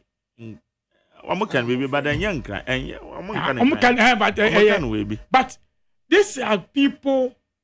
I have about 10,000 people. But 10,000 a whole constituency. A whole constituency. And a woman. Yes, the question we need to ask. How will they even get in electricity in those areas? Why not light them more? On which authority? Why? So all these things we have to ask about it. Nankai fighting any deeper would have gotten to this one. And we have assured Ghanaians say after contaminating, they are facing other areas now will come out soon. Until that assurance has come. These are the people who say they will kill. But we are getting there to stop these people. And I'm fact, all the players in doing the summer fighting, Galamsey, are so happy with the way you are here. But the issue they say we shouldn't end it there. Say ya chief contaminating Yamano Yabano should end there. Somebody must be prosecuted. And once to me, Ronaldo has protected him for long. Ghana for say a contaminating when you be a but he has proven say Ntesa. And this, because when the minister was speaking, to me say it was difficult for him then, Minister of Lands, it was difficult for him to defend Akonta mining then, but to maybe SN2 will be at that time. But today, the president said, Minister, Yejuma, you because I want to leave a good legacy in this country in fighting the Galamsey menace. It is a disaster. It's a criminal mine. So because Shehu must say. Papa who say it's not right, and I want to see in the short time before the 6 months if you come campaign, I'm going to na prosecution be started or so. And I think that we will fail Ghanaians. Say anti-men prosecute will be on this a mining issue. It could be say won't me income, but whoever is involved in it, say even for me, I even support say the foreigners that are part of it must be prosecuted here and jailed in these our prisons in Ghana, so they will know say these are the challenges now here come our mind. It is not right. In fact, utesika now a mining AJ free minus galamsey for no minister nekaya. It is almost 250 grams or so every week or so. That is what we've been told. Yes. And all these things will come play because it shouldn't be just a press conference. And this one will urge the minister, especially Amabua. Una, a friend MPP decided to disgrace you in your vetting, even in your appointment. Perhaps maybe they know say prove to them say the entire approval. No, this is the reason. Because it shouldn't be my friend in parliament, because it is involved politicians. They make us say when they come to Galamsey. What's the meaning of that? Minister. Okay, you see, everybody with the emotions now. So I'll share the rate. So I mean, I have the opportunity to travel in the Amanse area. Bro, I am telling you, say, that kind of a passion, you weep for. So Obesu Magana. Minister did to me amount. They did to me amount. Are you working for Ghana? But I be said to me any issue any back. Say you to Abani and to Abani issue from. And I call parliament abolition of a E11. We abolishing issue from. We didn't abolish issue. Oh, but it depends on what. Perhaps it could be said, can I fight it? Can I persecute? What came into his emotion for him to shed tears? What he has said. But all these things and I make us say buying gadgets in the day.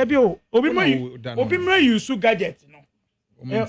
And now more there a party in Sika. Any idea, mom. Any idea, man. Anything that was Ali baby, I could do Yankopon Buame. Baby, I could do no dear.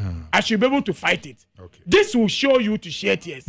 And these kind of things about Magere, when you share tears in this kind of emotion and you mean it, you are able to do something out of it. Okay. You are able to do something out of it. I want to see him implementing, going through it and work well.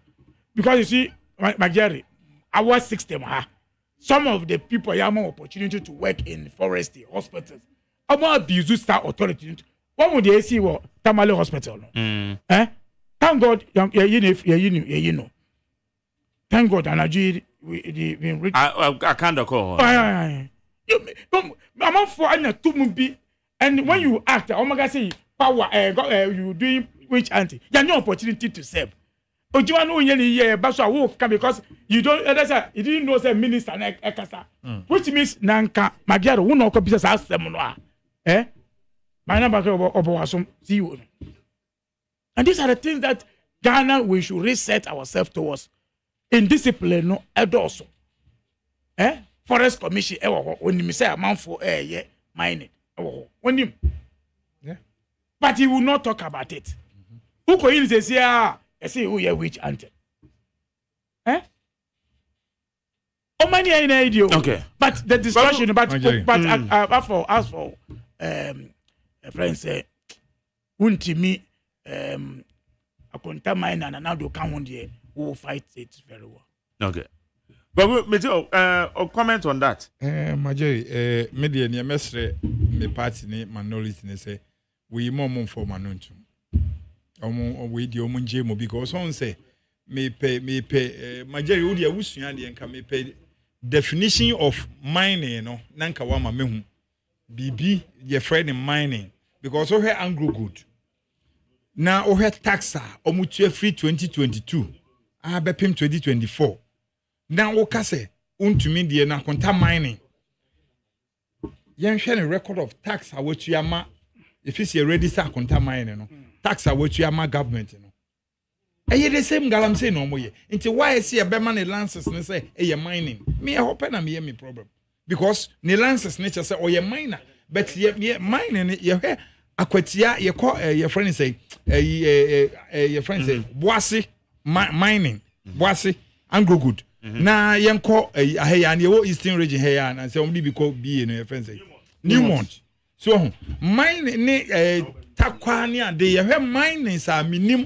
adwuma mo ye na me hwe tax o matua efi 2018 2020 mpo back to 2024 ya na ka chem say akonta mining on to say we approve say ampa ye mining me hwe ne tax record ahuntua because 2022 there o hwe Angogoda no more than over 280 something million dollars and you illegal mining no akonta there no the illegal mining and in a party yesika ene o dey and I make say oye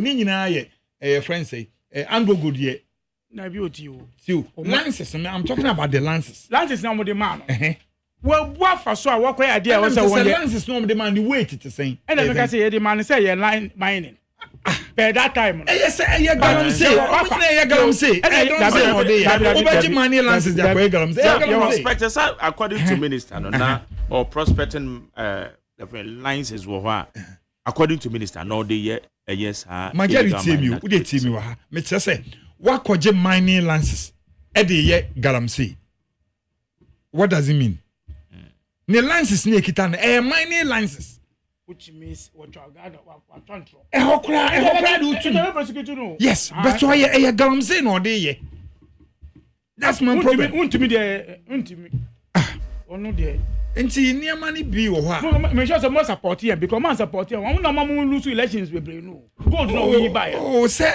aban na obi e wo krom ha nti obi e nim nye ma say obi e na ye eni e wo krom ha nti niam say na wo ye no ye mfa ye ho wono na de ne ho beto abonten wa jai kasa so fa won kasa yo ha senka oyo obi a enka ono nka on fa gold meyi ento abonten nka ban ne kura no ko on support nka say akontam ko wudu hu besi because wudum say adwuma na wo ye no lata bo buye kwasia se bi ha nti ono nkasa na de ono a na de ne ho abeto abonten say Ghana fo nyojo no say Ghana na yeti ya no ye say wasem ma ye nyina yeti wasem ma ye de a obi anye de ye nka be asem ne ba de a na be hu say Ghana fo interest wo ne wo ye bie mu nti no ne de me se party asem minority ni say eniama ni bi wo ha eba eya mom mfa because so mom ye last hope ne MPs 88 we nti nioma bi a party no enyo say ye nkofo ni bi ye nioma bi a enya na se ye goso a edi akira say ye party nti no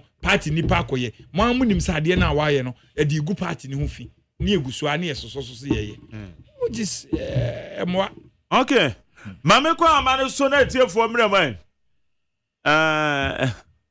0302257902 0302257902 0302243540 na menye wadwe nchire beba jo memo adwo okay madwo yaja magdali yetio oni abema Francis ata hello because of you amasa Jerry. Okay. Hello. Beba Jetio. Okay. Mark Jerry, we only abema Francis ata. Nyami shrao. Amo wa hoden. Mark ya hu mikakro na yonhu hia ye mpa se de wo somo ma no. Ewo radio adwuma mu no. Wo aya de ngi se one day odi mbe kwa record ni se yenya nsentwe ni bi a oba ni FM abebo adwuma pa Mark ye ni so erade ma wa modern nkwatenten Mark ye de ekoso no ya na NPP for no mo ye mesebe wo dete ni do so dodo omo se do ma amani tumi se oyi die bo yi si die na mo pa power mo nte power so won nti tumi aso won onye din na mu imojina na mo ka galamsi asem yawa na frempo bo atin be ka kire nko ne ye galamsi mu ka kire nse ya no ode ye sa ade no MPP fo mu nya botere na mo ma do ma amamre no mfa ntoto o ma yi na ase dede no ya do so dodo ma to bi nto aso yo medansi obi to aso me ba jo majo majo good evening sir yes I tell Pacho, Granse, National Person, County, the Granse, Pacho, West, and the Fonse, Oma, Ricky Phone,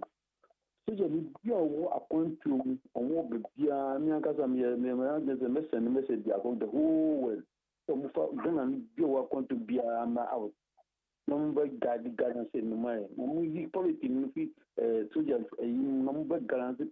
Ghana says what the Musi was say, and let or two Ghana say we are and let Ghana say, but see Ghana as a man open. A year or move to us, but the Ghana say, Masses, yeah, by politics, a dorsal. A dorsal. After you say, lawyer, CJ Chief Justice. Chief Justice, let's say, Ghana, you're from my best tool. Chief Justice, lawyer side, police side, military side, fire service, and when we know, not a big deal, to a man, no young couple, no more, you see a politician for them. Oh, you're all over once, you know, I'm telling you, opening your lawyer, penny back of the first lawyer, national canon. Papa, no penas and pan. She said, Yankees and the money now for politics, not as here. Not politics, no, the time. Now, Yankee time, say, oh, say, be a fire service for penny, one, I'm buying penny, police from penny, one buying penny, the gas you when electricity waste up or what's up, or 1 million penny or group opening. Tataman, yeah, or one cost, not be piano politics, people, President Bano, you power, President Bano, over one or money, or so, yeah, demand up. Now, the big baby, if you see no nice here, you know, if you.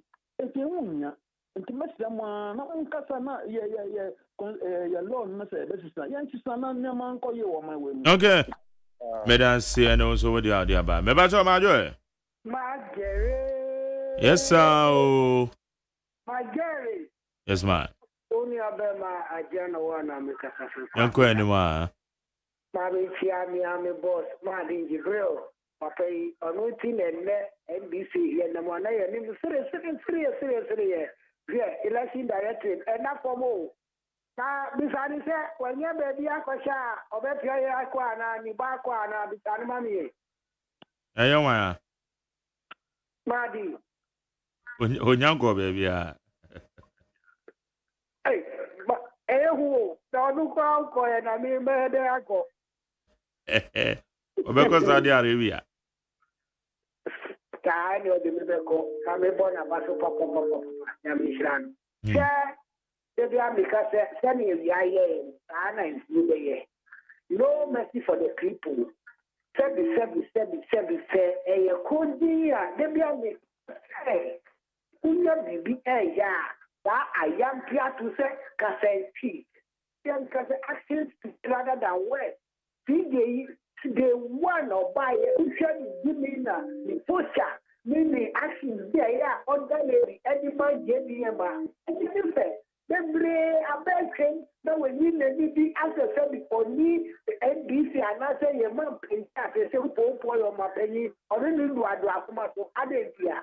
Yeah, that's right. Tell me, I buy back with the people kind of and yet all the upper mobile. So you cannot please them. Oh, yeah, when we are the pleasing that you are Yanura, tell me, or that's me, why the cat for? Without say. Madam Sana was all the other, my joy. Where you so? You too. Chairman, my dear. Toto Bachanko. That's right. You did your own for me. Yanko Pando. And Chobatimic Enka. On the 3rd, we will be live and call it. Date, man. On the 3rd. 3rd. Pacha I. Not 3rd in the moon way. Oh, dear. Higher acquire. Are you? I'm going to Belgium. Mate. Bra. Mammy, Graquina is Mammy, my boss. Maddy, you know, said I don't know one kind. Maddy, bro. Bra. What about you, man? Let's do a Maui few ma. In his old team, and we share headquarters. Oh, near Yama because many are joking, but never can actually. And I'm in Champe Bram, in namesake, Alice Nokutet, Bram Yakupun Shroud. Munko could do. If he said, and Penisas are funny, a fan can interested before me Franco. We the MPP near Papa, naming MPP Jasia, and our NDC to whom you say, or you did. In the end, Cafe Engu. In the Braku, Tete, Munkonko de na munje MPP ni free amamboy for yin. Chama maje. Ene yesi susukuru a yesusu ma union sa susukuru a na edo sistema. Chama maje yeti Ghana yenya invisible petitioners. Emo mo de petition ko ma kufado yanti chino yanti jano eno mpamu je mensa. Eno de na ye efite je mensa mo je ni mu. Je mensa na oyo ba bema nti wenye chijina form o ma nkwa ma no. Ene CJ we mo can't meet na kase that's right. Enye document a yetimi gina so de kasa wo ye Ghana ni anasa wo ye Ghana ni. We mu o ma yiye we nyina o Ghana ha o. Ema parliament ade ne ho esemra ema o ma di so. Emra kwa mu di obi kan bi no edi obi ene a afanyo market to me the call CJ ye ne o kwa ma ni ho say ai your first speaker ni hu kwa say o declare seat be move vacant nemo your first CJ and what side decision into oh kwasia ne ya beche and on fa na tadi fitan ko chipreko atichim na okuna wo chana so ma nawe wonim MPP fo nja kasa no nya nhwu CJ no o chini mu ni abeye pe a obeko okay no kwa na ku unanimously you know that for be to be the chiako bra me da say no adwenche majo Major Major. yes I too Yeah, I like to say that the of that. I mean, what you from me can don't go to and you for our commission. And say, and sama ever pay your mama kind. Let Maka say, was she or yes. Nemo do one get to my friends at the canal. I don't want to form because all share more campaign message. It is a Johnny idea. I can almost say, or mobile because MPP attack court, you know, on the year through a normal jumbiation. Two, one cassa, Omola said, Samijancy, a casse, police for, Mr. Jafona Moaban, MPP by almost Fiswa, Omo Endiano, Ampa, Omoye, Nemo, yes, he said, Omoka Ghana for say, police in here now, so Jenny Ben or my units or MPP. Oh, that's it, your friend, the Oshe, Margaret Moka Casse, Obini, Soldier 1.4, and there. Yes, Omukufi now taking charge. So Mukai.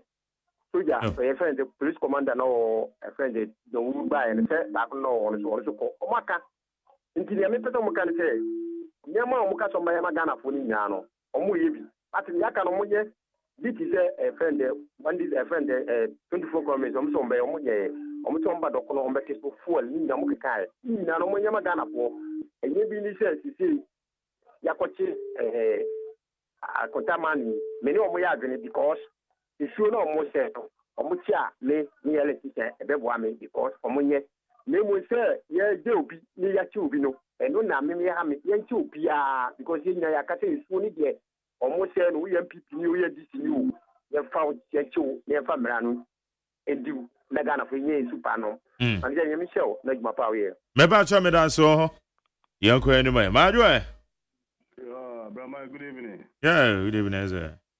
Boko, do not have from the Impoloma, me fafi do. That's right, uncle. Very good. The woman say, oh, John Dramani Mahama. Ye Toban Mouse, Banabas, reset Ghana, Mutine Toban, Mountain Rashi, two boys in Boko, Conisa, Pepe, Ubi Biara. You see, don't rush. Men take before no. You see, you see, they were one of the community. A dear new mammy, we own. Mammy, no ocean, some a guas, you honor, and more than a papa. Say, what we took coin over 2.6 billion. In some pew. Or my sicker and all the 2 coin, would you come any ma at your per diem? Can you imagine? If Ghana money, after so many Bomuna Butre, a kunta money in India, say, Professor Boating, everything, former, you know. One way aware what can be beyond and mamma by and mamma don't rush the two bossy. In Kakanka, but you mean Baku, put me by national television so the good tray. Can you imagine? You have to arrest them one by one for Biafra Maquano so. Magdera Diasa. Bye bye. That's all. Maybe I try my joy. Yes, you. Yo, I don't know when you can talk to Uncle Maria. Yo. I remember my boy to my pa and Yamishram. Nami pa kwenye so instro nami charge of general secretary. Ana Haji Asafia Mohammed Kobin Kansana, Abonamati, who worked him up. And then you made a man who said this for your time or what the idea to make Ratano. Because my ability to work, I say, what the TV is good.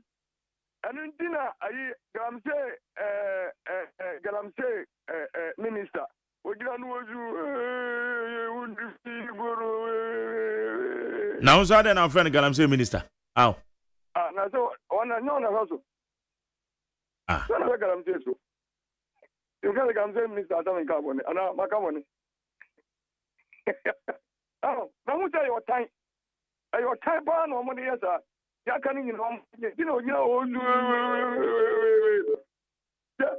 and I'm there, say, Mamma, on being out the woman in Costa. Yes, it's a dear, and I fear but the uncle and cup on board. What do you say? And this woman is 200 years, and after 50 years, and it's almost empty before about almost 2 years. And you have to continue. And the about to us, now, for me, I got about a moment. Can we are GP? We are Chief Justice. We are Panibia, and I say, Bango for a buyer, no, Kata, for some resign. Because that day, what do you say? I don't know why you feel now call baby preco. And this apart is in the Bayer than so.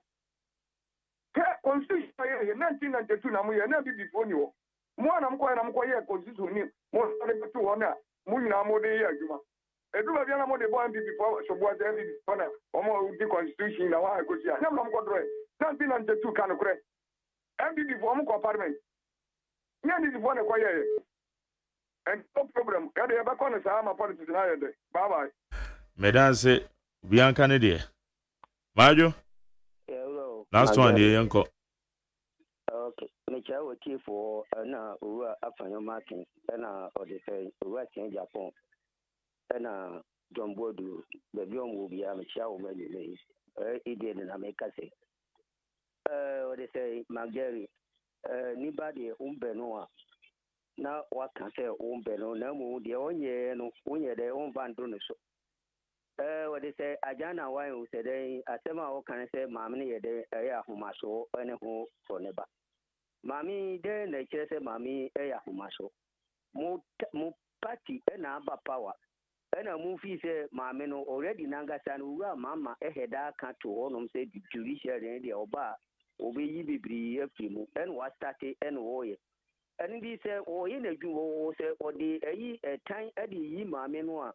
Now, what can now me can say, Mamma, a humaso, now we defeat Sam George. Why a humaso, as Sam George, Ewogana. Now, Fred, you know about the same Mammy way, or they say, a humaso. Margery, will be into us with that. Madame say, my last person here to us, Mario. Champion Margery. You too. I mean, you're some doing count. I mean, Chammy MP, but I'm either address you do or you swallow. Margery, you ever make Chief Justice, and yes, Uncle Tranchen, and Muno.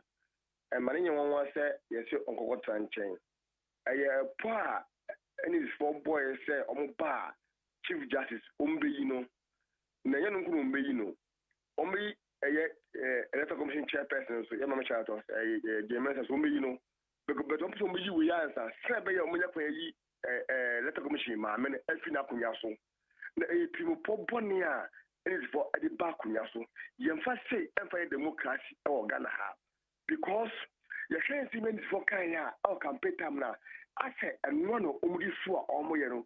Almost can say, Sitafon Pay, and Split from Pay, Omaba, and Pampa, or by offer Chief of Defense Staff, Penin, or for Opia, the rank, I will lose, so be able to be paying for Neddy, or what fee, and then I contact mining. You see, I didn't last the finish them. You check any MPB, or what you your baby. I have for case said, or yet illegal mining, and yet it's going to be in Kaunshi. You will any MP, maybe so, Western Jehovah being so, or they say illegal mining. I want to mean Kaunshi. It was at your time, Opia percent useful anything, obi illegal man say so dia won fancy e dey family akwan so e say kema won to me mining na oye won so ma ye gini license ne kwan so because yen so dia o say bo so by but any phone so ye no so dia yen to do so me because you say you are not to bua na what say who say yen sa yen so say ya after no see yen so yen sa say efiana omunye nya twumo no mo ka the perfect man gada no mo ya the me say any verb. Okay. But that's tier for Hannah Medis. Obi be our free be yada was and you made the friend Torchlight. Yeah, see. What say Isaac? What say Alex Kwakutete, founder and leader, the man, citizen Ghana, a member of the Kennedy, Honorable Kennedy, Hina Japan, a team. Sarana would say deputy director of elections, Madi Jibril. Evan and then Sanka William Sangbon Soba Haba went to me Amba. Midin de Magjerio OSEI AGYEMAN Okoko Francis na bo mi chidom e wa ha sei eye nyame pa ochena ye be chia wo Ghana muntie so ye the Torchlight ye de esi obi bia mo hwe yen mo amudi ye chi ye da mase DJ Bosco take over ye kwai de ye de ho e hwe nyame nsa ye de kra e hwe nyame nsa ipabonifu bia obedu en ho adwombone de osoro agrada antie na nadwen nyame ko bibia ye ko